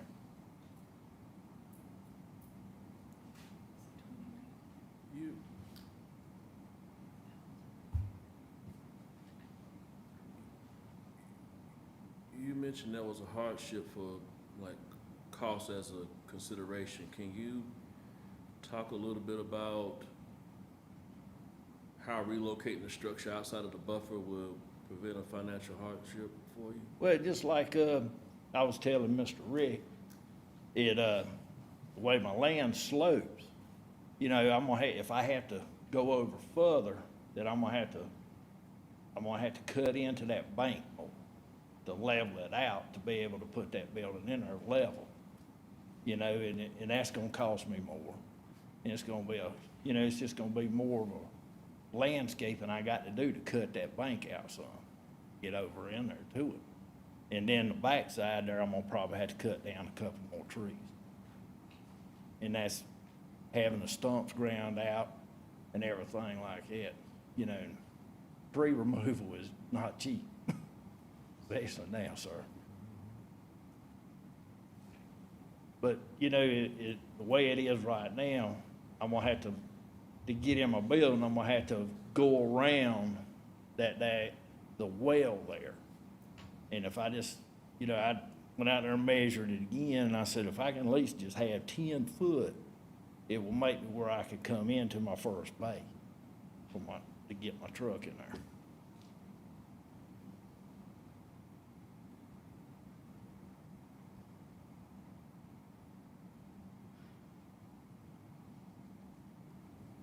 And then when I have just like I was telling him, when I do the landscaping, and I talked to a guy, talked to him, he's supposed to get with me in the next week or two. He's kind of busy right now, but he said the next week or two, he's gonna get with me. But I told him what I had going on, and I wanted to divert the water where to go back into the woods for the runoff, because he was concerned about the runoff.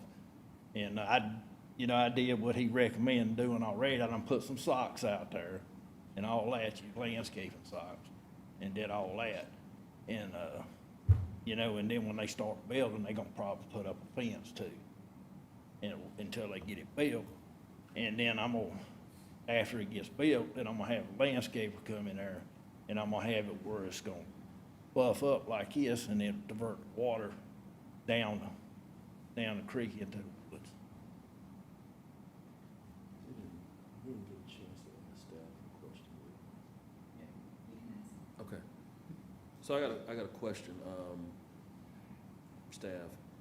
Has there been any previous enforcement action, like code enforcement action at this property, or anything related to this incident?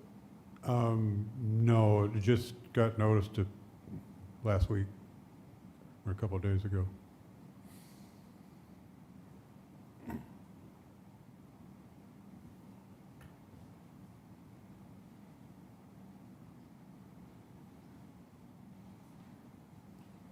Any questions for Mr. Guthrie? Do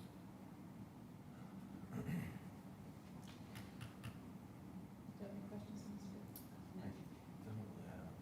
I wish I could see, so he was saying, so you were saying you could build something going 10 feet in? Yes, ma'am. Where would that 10-foot be? I don't see that in here. Do you see it anywhere? No, nothing. Well, where the garage is at right now, it'd just be 10 foot close. It'd be a Be over creek, this from the way. edge of the creek bank, it'd be 'Cause here's 40 the foot off of it. Going this way. Okay.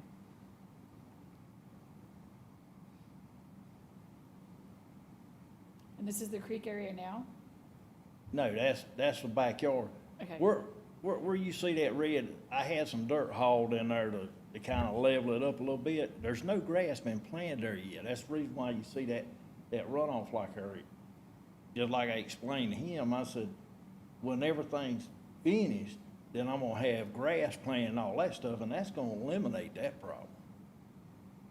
It seems like there's quite a slope on the side going towards the creek anyway, but you're telling me there's a bank on the other side? Yeah, the land gradually slopes up, Okay.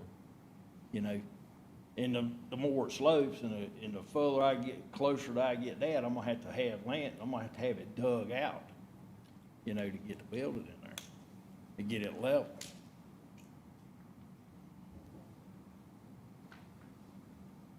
Gotcha. Unfortunate placement of the well. Yeah, well, I've been living there 25 years, and I can't, Yeah. I wasn't a contractor that built it. I would have never put a well right there. Yeah. It should have been 20 foot, it should have been right behind the house, It's somewhere else, yeah. And which, that hurts, Yeah. as far as getting in there. That's the reason why I'm gonna have to go back. I'm coming back off the well a pretty good distance, and that's what's gonna take me back into some more woods to try to keep backing into the well. Other than the cost of taking down the trees, does it make anything more, is it an issue with anything else with the land that I don't know about or can't see with taking out those, if you had to take out a couple trees other than the cost? Is there an issue with when you, if you had to take out any more trees or a couple more trees, is there any, oh, I see it now. Other than the cost, is there anything detrimental due to the land? I don't think so. No, Now that I see this don't, I picture. don't see what it's gonna hurt. I mean, you know, I'm gonna just like I told you, is when I have it all landscaped, I'm gonna have it where it's gonna, just like I'm gonna run a ditch up the top there to make the water, it runs down. When we get a real heavy rain, water will run down there, down that hill.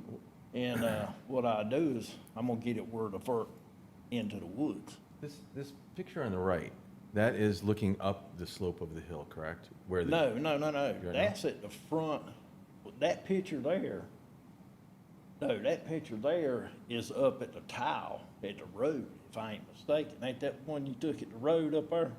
Well, your wellhead's to the right behind us. You can see the house right in there. Yeah, I see the house. Are you talking the one on the left or the right? The one on the right. The right. The other Oh, one is yeah, just that's water, right, yeah. that's right there, yeah. Yeah, so this is looking, yeah, because I see the fence that looks like it comes in your property line from the other people, but anyway, so yeah, this is going up. So other than, I mean, from the picture, it looked like there was a distance.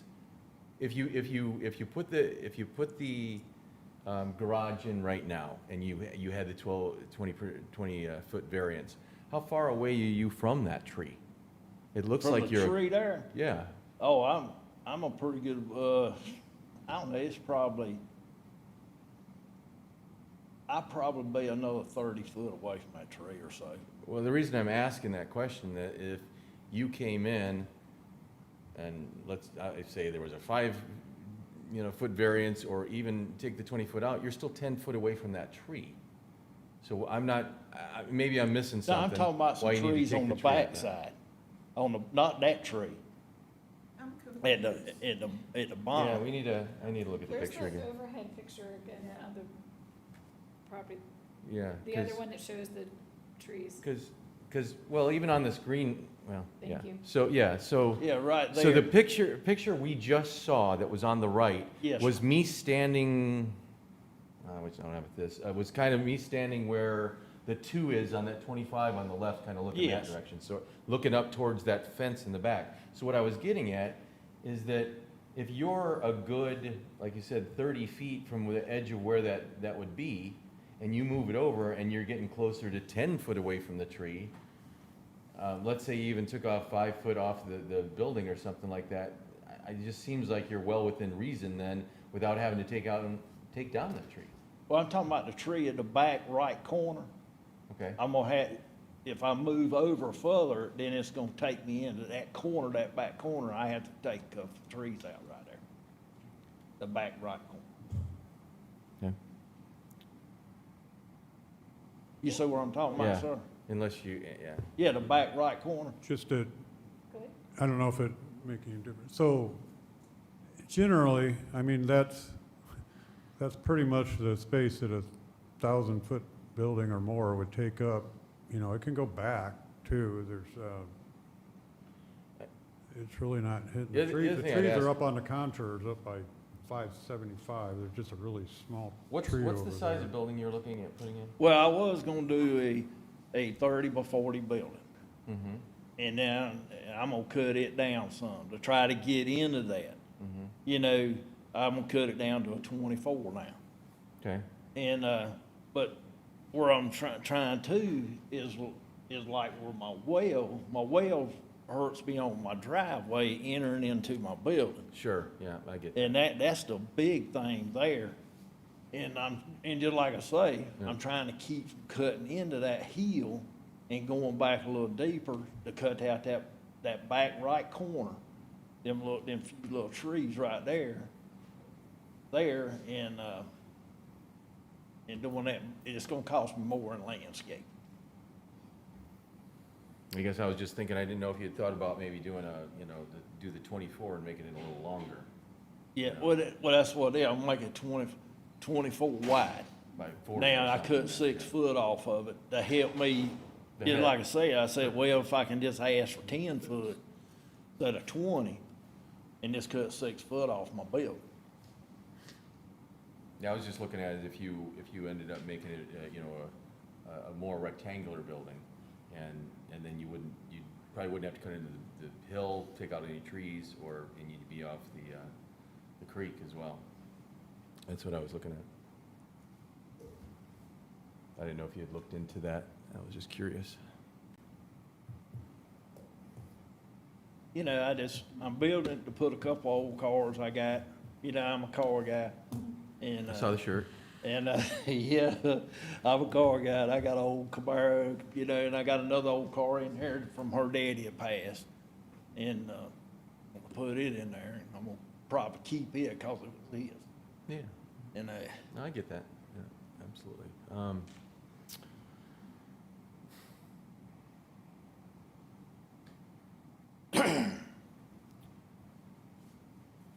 just like I told my wife, I said, if I knew if it was gonna be all this trouble, I'd ask for my money back. I done paid $14,000 down on the building. You know, and I said, I knew it was gonna be this much of a headache. I'm retired. I don't need headaches like this. You know, I got rid of my headaches when I left the military. Let me ask council a question. So, you know, as we're talking. She's not here, Laura left. Oh, she left. Well, I guess the board, yeah, that's who I meant, sorry. You know, he's asking for a 20-foot variance. I mean, less than that, is it impacting, you know, what is the impact? Because we read it as opposed, you know, looking at the 20-foot variance. Yeah, that was gonna be my question, is that And if the is- application were for 10 foot, would your analysis have changed? No. That buffer needs, you know, you've seen the recommendation for the plan. Regardless, that buffer needs, you talk about expense, it needs some shrubs and natural plants and perennial plants and to slow down the runoff that's already on the property. Yeah, because that's what I see. I mean, even from the picture, you can see the runoff that's been going on there. So, and I know you were talking about grass and some other things, and again, But just like I told him, and I could put some shrubbery plants down that creek bank right there, you know, right there while I'm building the building. And, just like I say, I talked to a guy the other day, and, you know, that one place, I said, I done talked to him, and, told him about putting a little, he's supposed to come down and tell me what I need to do to fix that, right So, there. yeah, and I guess I'd ask too, is let's, you know, play devil's advocate, if it was 10 and it was less, but there was work that could be done or money be put in that there could control the erosion, is something we could do? And I'm asking our smart people, is there, when you pull it back to at least 10, I mean, because 10 foot is a pretty good amount, is there something that can be, you know, as far as erosion control that gets out of, would cause more of an issue? And the reason I'm saying this is because I know it doesn't take much. Water is super destructive, right? And a rain comes and things look a lot different. You're like, oh my goodness, where'd this come? And I mean, that's why they have these buffers, and they're so important, is because it can, you know, it's a butterfly effect. It starts a little here and then it just goes on.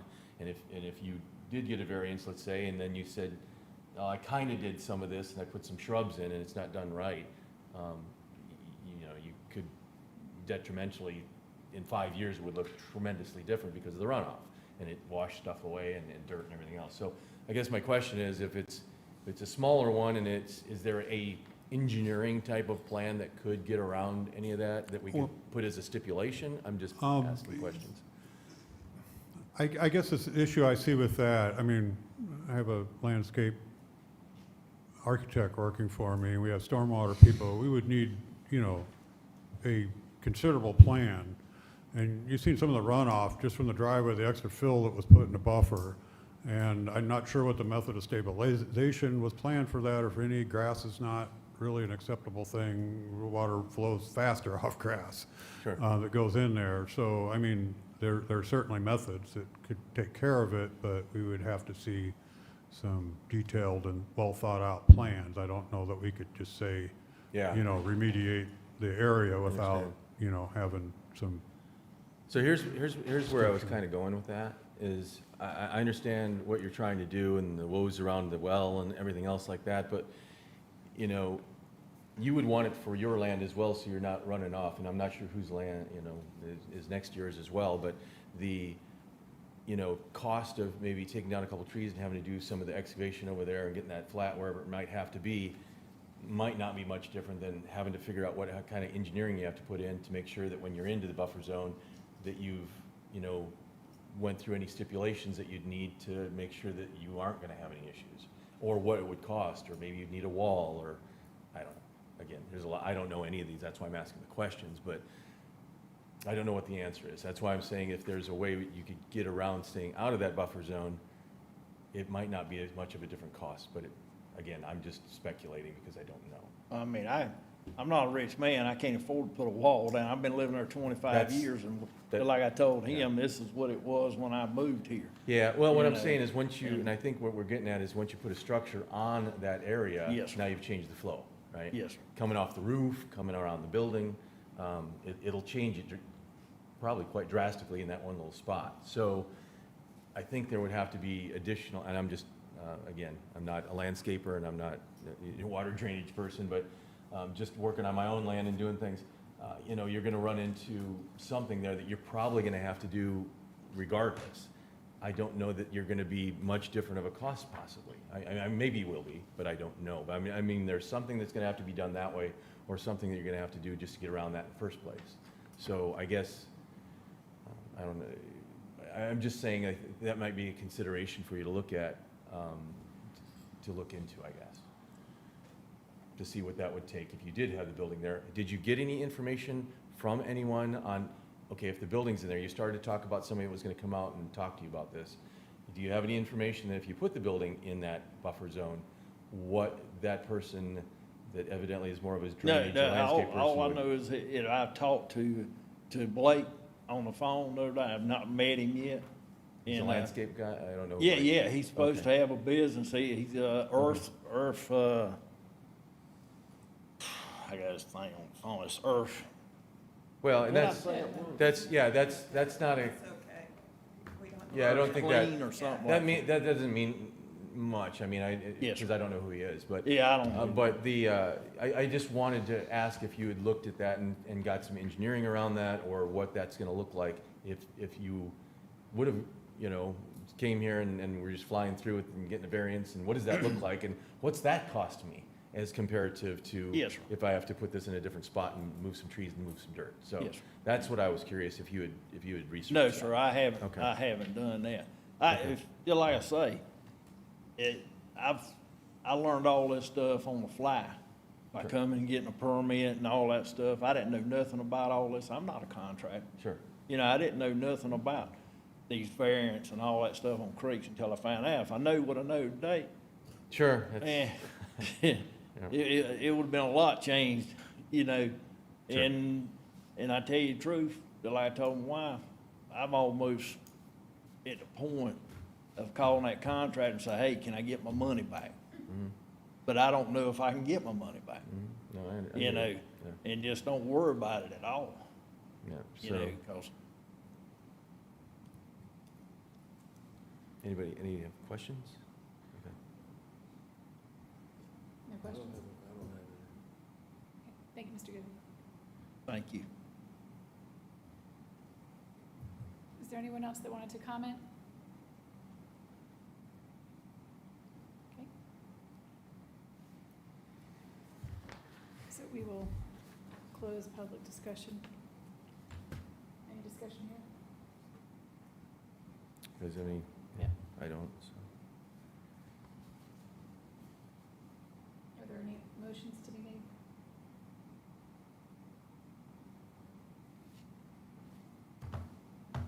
Anybody have a motion? I'll just comment real quick. So I guess I I'm completely sorry, but understand. Oh, I at this can't? point, we've closed it, so Okay, sorry. we would just need a motion and a motion. second to Yep. engage in discussion. Gotcha. Sorry. So what motion we need As the staff found that the proposed variance request does not meet all four criteria for a necessary hardship, the staff recommends a denial of the requested variances. So I'm going to make a motion to deny the variance I'm just gonna make a motion to deny the variance. I'll second it. Now we vote. Yep. Okay. All in favor?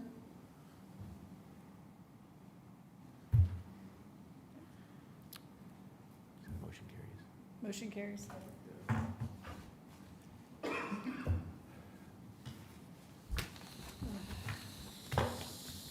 hate those. All right, I do too. I'm sorry? Yep. Thank y'all for coming in.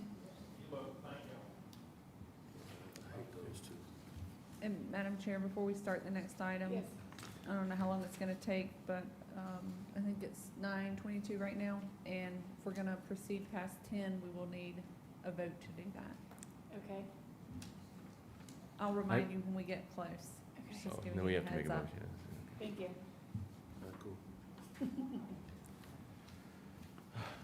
Okay. If you're ready, I'll just introduce this, and our opponent gets to speak first. This is an appeal of a code enforcement case for development or use inconsistent with conditions of approval, which regarding commercial vehicles parked in the RUD district. And the appellant believes the case should be dismissed as temporary parking is allowed.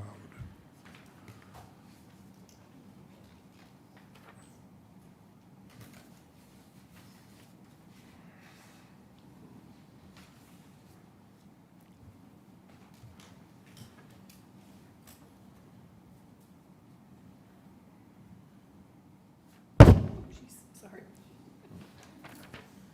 Woke everybody up. Good evening. Let's all go home, right? They said dismiss. You guys all filled this out wrong. What? Yeah, we did. Can I have your name and address, please? Peter Nicholson, 3005 Saluda Road, Rock Hill, South Carolina, 21730. Okay. They said it's dismissed. You guys can go home. I hope. What? Oh. No, we didn't say that. Oh. Well, then, I guess the whole matter of the case is that they're doing road construction, and I have an empty parking lot, and my neighbor and friend parks his truck there for the time being, and I found that temporary parking is allowed, and asking. Because the inspector was coming out there and actually telling them, you need to move. And I said, sir, but, you know, it's allowed, and the road is being fixed. Do you mind if he parks here for a little while? Could you speak into the mic? I can't hear you. Yeah, My neighbor and friend is parking his truck in my empty parking lot, and I found that it was, since the road is being fixed and temporary parking is allowed, I found it that I could contradict the inspector by saying, could he park here for a little while? That's it, that's all. When did the parking start? A couple months ago. The road construction started, about 6 months ago, close to 6 months ago, Where was the truck parked prior to that? across the street, right there where the construction is being done.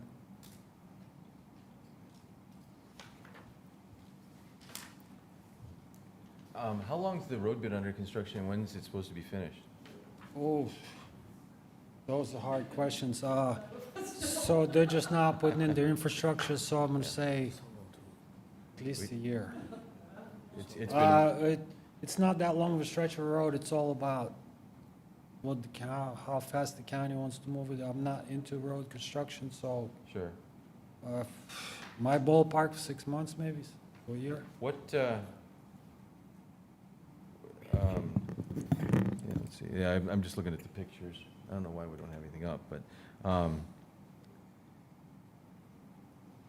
and it's been under, so it's gonna be about six, you're just speculating like all of us would, but 6 months or so it might take yet to do it. And the road construction's been under some time it takes. I'm curious, there's a section 3, it says 7 years of harassment. I'm not sure what that's. That's, so, that is a long issue. Okay, they denied my power for 5 years. They Okay. told me I had to remove all construction materials from my property. Those things, maybe we could iron these things out. Maybe it's a misunderstanding between us.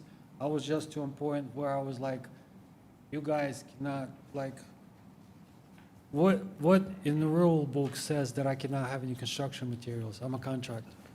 What, yeah, what's the zone of this? So I bought this Yeah, that's what I property in thought. 2019 as Oh, you did. commercial and improved. These guys are saying that's just salesman's gimmick, and that's not commercial and improved. I go with what they say, but I don't see why can I have construction What are you looking at that materials. says that it's commercial? I am. Because that's an MLS sheet from a Realtor. I'm explaining that to you, so, but that's not, okay, yeah, so that's not accurate. Yeah. So you can go after your Realtor. Because it's for a business, No, it's my construction, I'm a contractor. Bring it back, so I can't have a 2x4 in my garage. Madam Chair, Madam Chair, we just need him at the microphone. Yes, I'm So we sorry. can make sure they can pick Thank it you. up. Yep.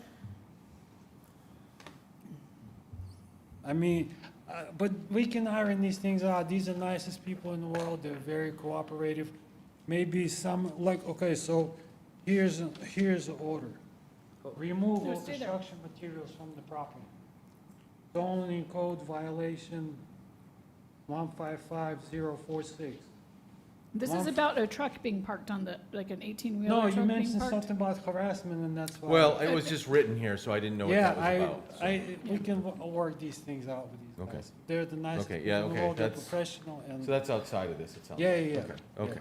I just didn't know, since it was in the documentation. Yeah, so when that inspector showed up there and says, these cars cannot truck, these trucks cannot park here, I just a little bit lost my patience, put it this.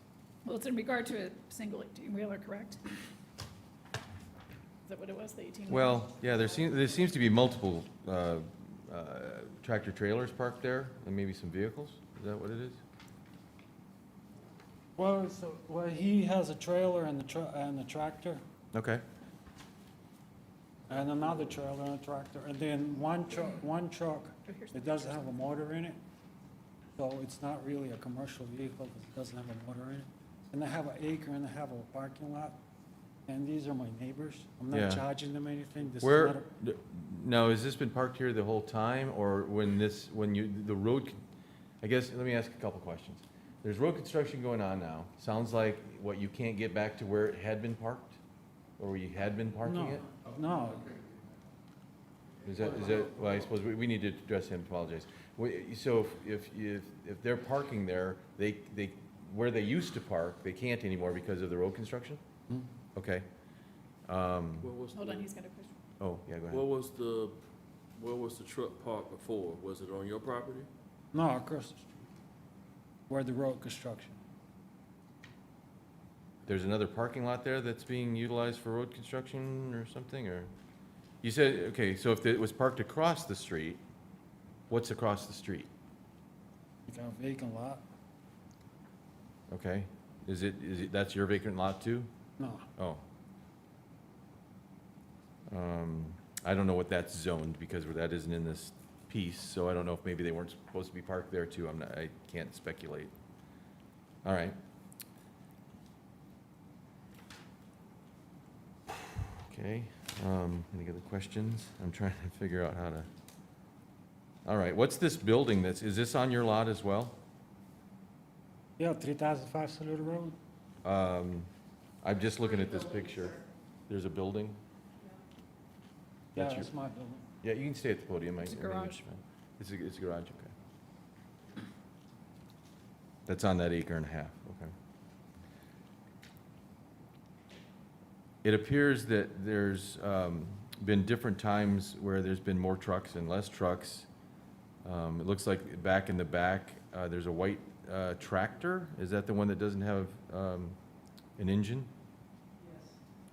Yes. The silver one. Is that scrap at this point, or is it, Well, we're- you're looking to get an engine in that with your There's an engine neighbor, sitting or? for it. There's an engine sitting right there on the side of the warehouse, but it's a lot of work to put it in. I don't know where. All right, so was the letter and stuff that you got was no parking, no things sitting outside your building should be sitting there like that? Is it? Well, Let me look back at the. so I looked for all these things in the code and I couldn't find them. When you say Okay. not approved condition, you could apply that. Does the truck move? The Is gra- is the- is the his truck gravel- and trailer able to Yeah, he drive? goes to work every morning. I go to work, he goes to work. So the truck is not registered to you? No, it's registered to him.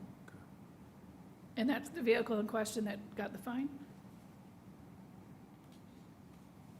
Or can we clarify, is The property owner was placed under violation. Okay, but is it due to the man's truck in the back, or is it due to the extra vehicles on the property? There were multiple vehicles on the property. When he gets done, Rick can do his presentation and give Okay. all kind of Okay. staff side of Yeah, why it was a violation, Okay. what yeah, happened and all that. we need all of it. Yeah, okay. So let's not, All right. let's let them get through. So do you, yeah. Well, can we hear from Rick and then we can ask any other questions? Yeah, we need it. Are you finished? Yeah. Okay, thank you.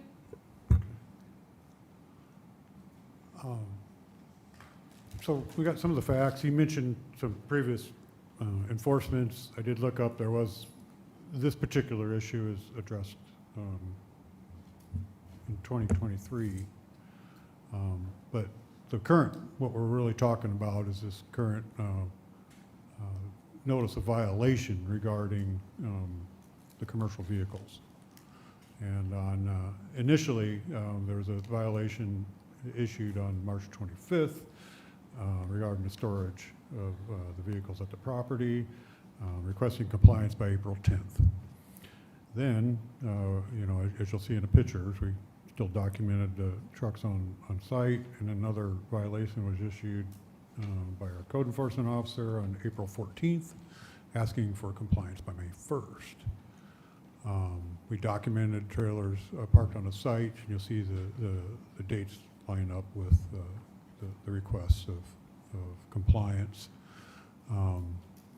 He did mention that, and you'll see in his, when he wrote up, he says that temporary parking is allowed. Well, and he did write, actually, it does say, you know, parking areas, temporary parking is allowed associated with a temporary use. And parking itself is not a temporary use. If you need you could establish a temporary use, you have to actually submit a zoning compliance review found in code, and, you know, we could grant that temporary use, and there may be parking associated with it. That has never been established for his property. He doesn't really, he does some things there, but nothing that would necessitate somebody else's truck being parked there. Additionally, parking of tractor trailers in this RUD district is only allowed as prescribed in code, and we're not finding the criteria met. The number one, we mentioned that it's supposed to be listed in the ownership of the tenant, and then there needs to be stored in certain ways, in roof structures, in a certain space. We don't find that applies here. Additionally, if it was found that, you know, you had vacant buildings on the lot, it's prohibited completely. And also, the congregation of tractor trailers may be considered a trucking operation. You see the definition in here for dispatch, storage, maintenance of operable trucks and trailers. Is a listed use in code and is not listed in RUD, which implies it is prohibited. Again, this is, you know, you can affirm or reverse or wholly in part, fully, and you have 45 days to react on this. Here is pictures of evidence. This first started out to the first complaint we received, a picture on the left, and then the picture on the right is after we had asked for compliance and didn't gain it. Again, I went down there again and documented the trucks. These are kind of wide angle pictures. It was kind of hard, but there is trucks in both pictures, same trucks in there. Both these shots in May. And currently, just a week ago this week, You see a truck there, and apparently it may have been unloaded, and there's like a tanker truck in the back, if you look closely on the picture. So they're still there. There's trucks on site. It's zoned RUD. And, you know, if this is about the storage of tractor trailers, you know, for whatever reason, it's just not allowed in the zoning code and constitutes a violation. And we just recommended you affirm the violation and efforts to gain compliance. And that's all we're asking. We haven't gone anywhere else with this. If the trucks are gone, we're done. So.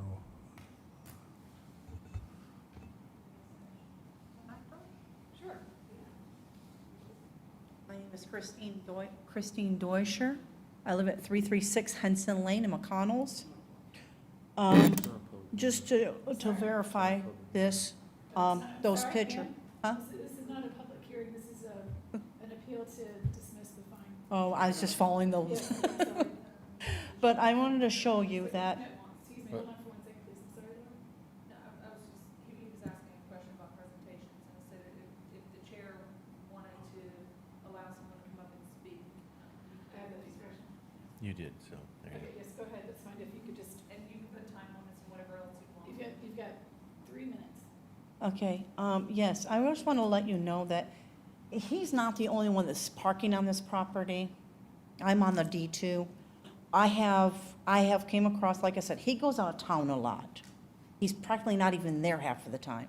I live in Henson Lane in McConnell's. I drove by and now I noticed that I had Caporium parking in there on our parking lot. They left this overnight, their tractor trailer. They left that overnight. And then it's clearly posted, no parking, private property. I even had it roped off. Someone came and cut the rope and pulled in and parked. I've had sheriffs parking in that parking lot for several hours. I've had school buses parking in our parking lot for 4 or 5 hours. And it's very posted clearly, no trespassing, no parking. They don't listen to it. They keep just doing whatever they want. And I've told him, because it's considered residential where we're at, we have been trying for years to get it to be commercial. And he keeps getting denied over and over and over again. One at a time, one at a time. Identical to mine. You're allowed to have trucks parked. Okay, let me talk. You sit down, sit down. And I'm not even allowed to have building. I'm a contractor. I'm not allowed to have two. Yeah, well, like I said, we put posting signs, everything. But it's one at, one Sir, at, have a seat. Got 1 more minute. We posted all the posted signs, no parking, everything, but it doesn't matter. They just ignore them and they park wherever they want on the property. I mean, I'm sure that that's very frustrating, that has no relevance to the fine that was incurred for parking trucks on your property, which is what we're here to discuss. but I'm just saying, they park construction sites on their property all night too. Yep. Contact Emporium in the sheriff's office and tell them not to go on your private property, that would be my suggestion. Why are other people allowed? Sorry. Is there any discussion? I'm done wrapping up. Yeah, you've heard from both sides, so at this point, you can entertain a motion if you want. I make a motion to uphold and confirm the violation and efforts of the P&D Services Department gain compliance. Is there a second?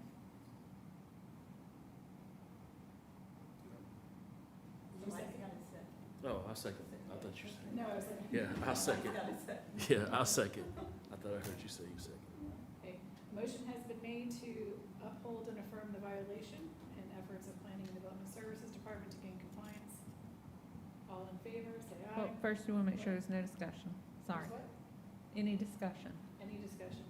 That's what we just did. Sorry. there's a couple things, I guess, on my side that, you know, I don't know, I guess the question, where does this usually park before? And so, you know, this happened is across the road. I don't know that they're supposed to be parking over there either. I mean, I can't affirm that there is or isn't. Rural trying Well- to make a living, and they're making it impossible for us. allowed to have parking there, they're allowed to fix trucks and sell trucks, identical to my property. I'm not allowed to have building.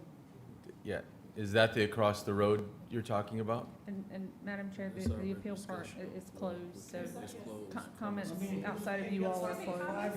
Yeah, so I'm just, yeah, sorry.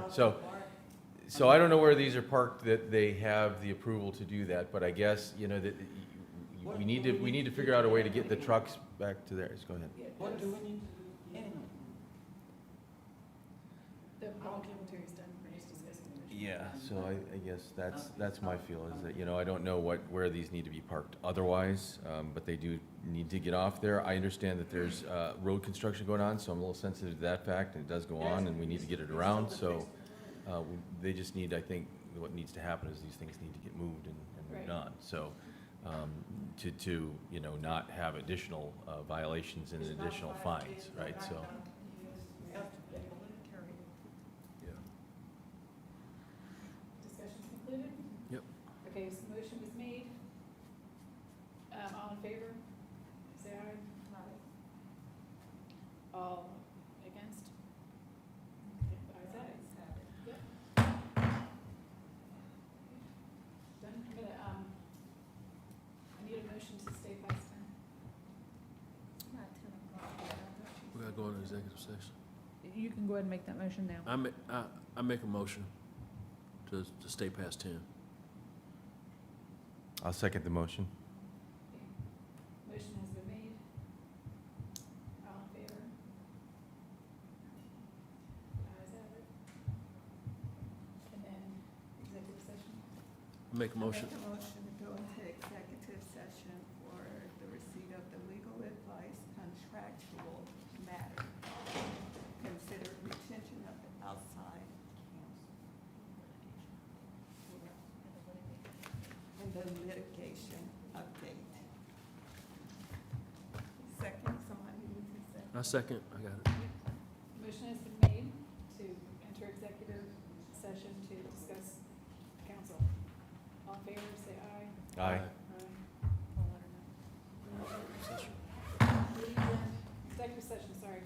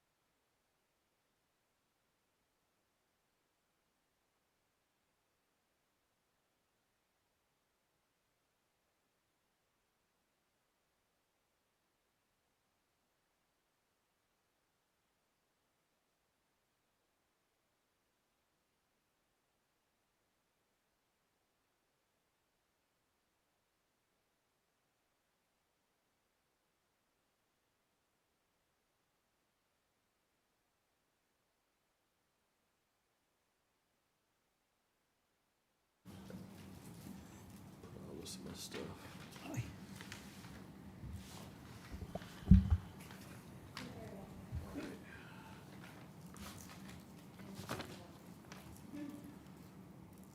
Good. What he said. Executive session has concluded. No action was taken.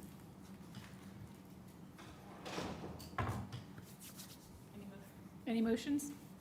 Yes, I make a motion to authorize counsel for the board to seek to obtain outside counsel, subject to approval of county council. I second. A motion was made. All in favor? Aye. Aye. Any opposed? No. Okay. Motion carries. Next one. I'd like to make a motion to adjourn. I second. Motion was made to adjourn. All in favor, say aye. Aye. Okay. Meeting is adjourned at 10:10.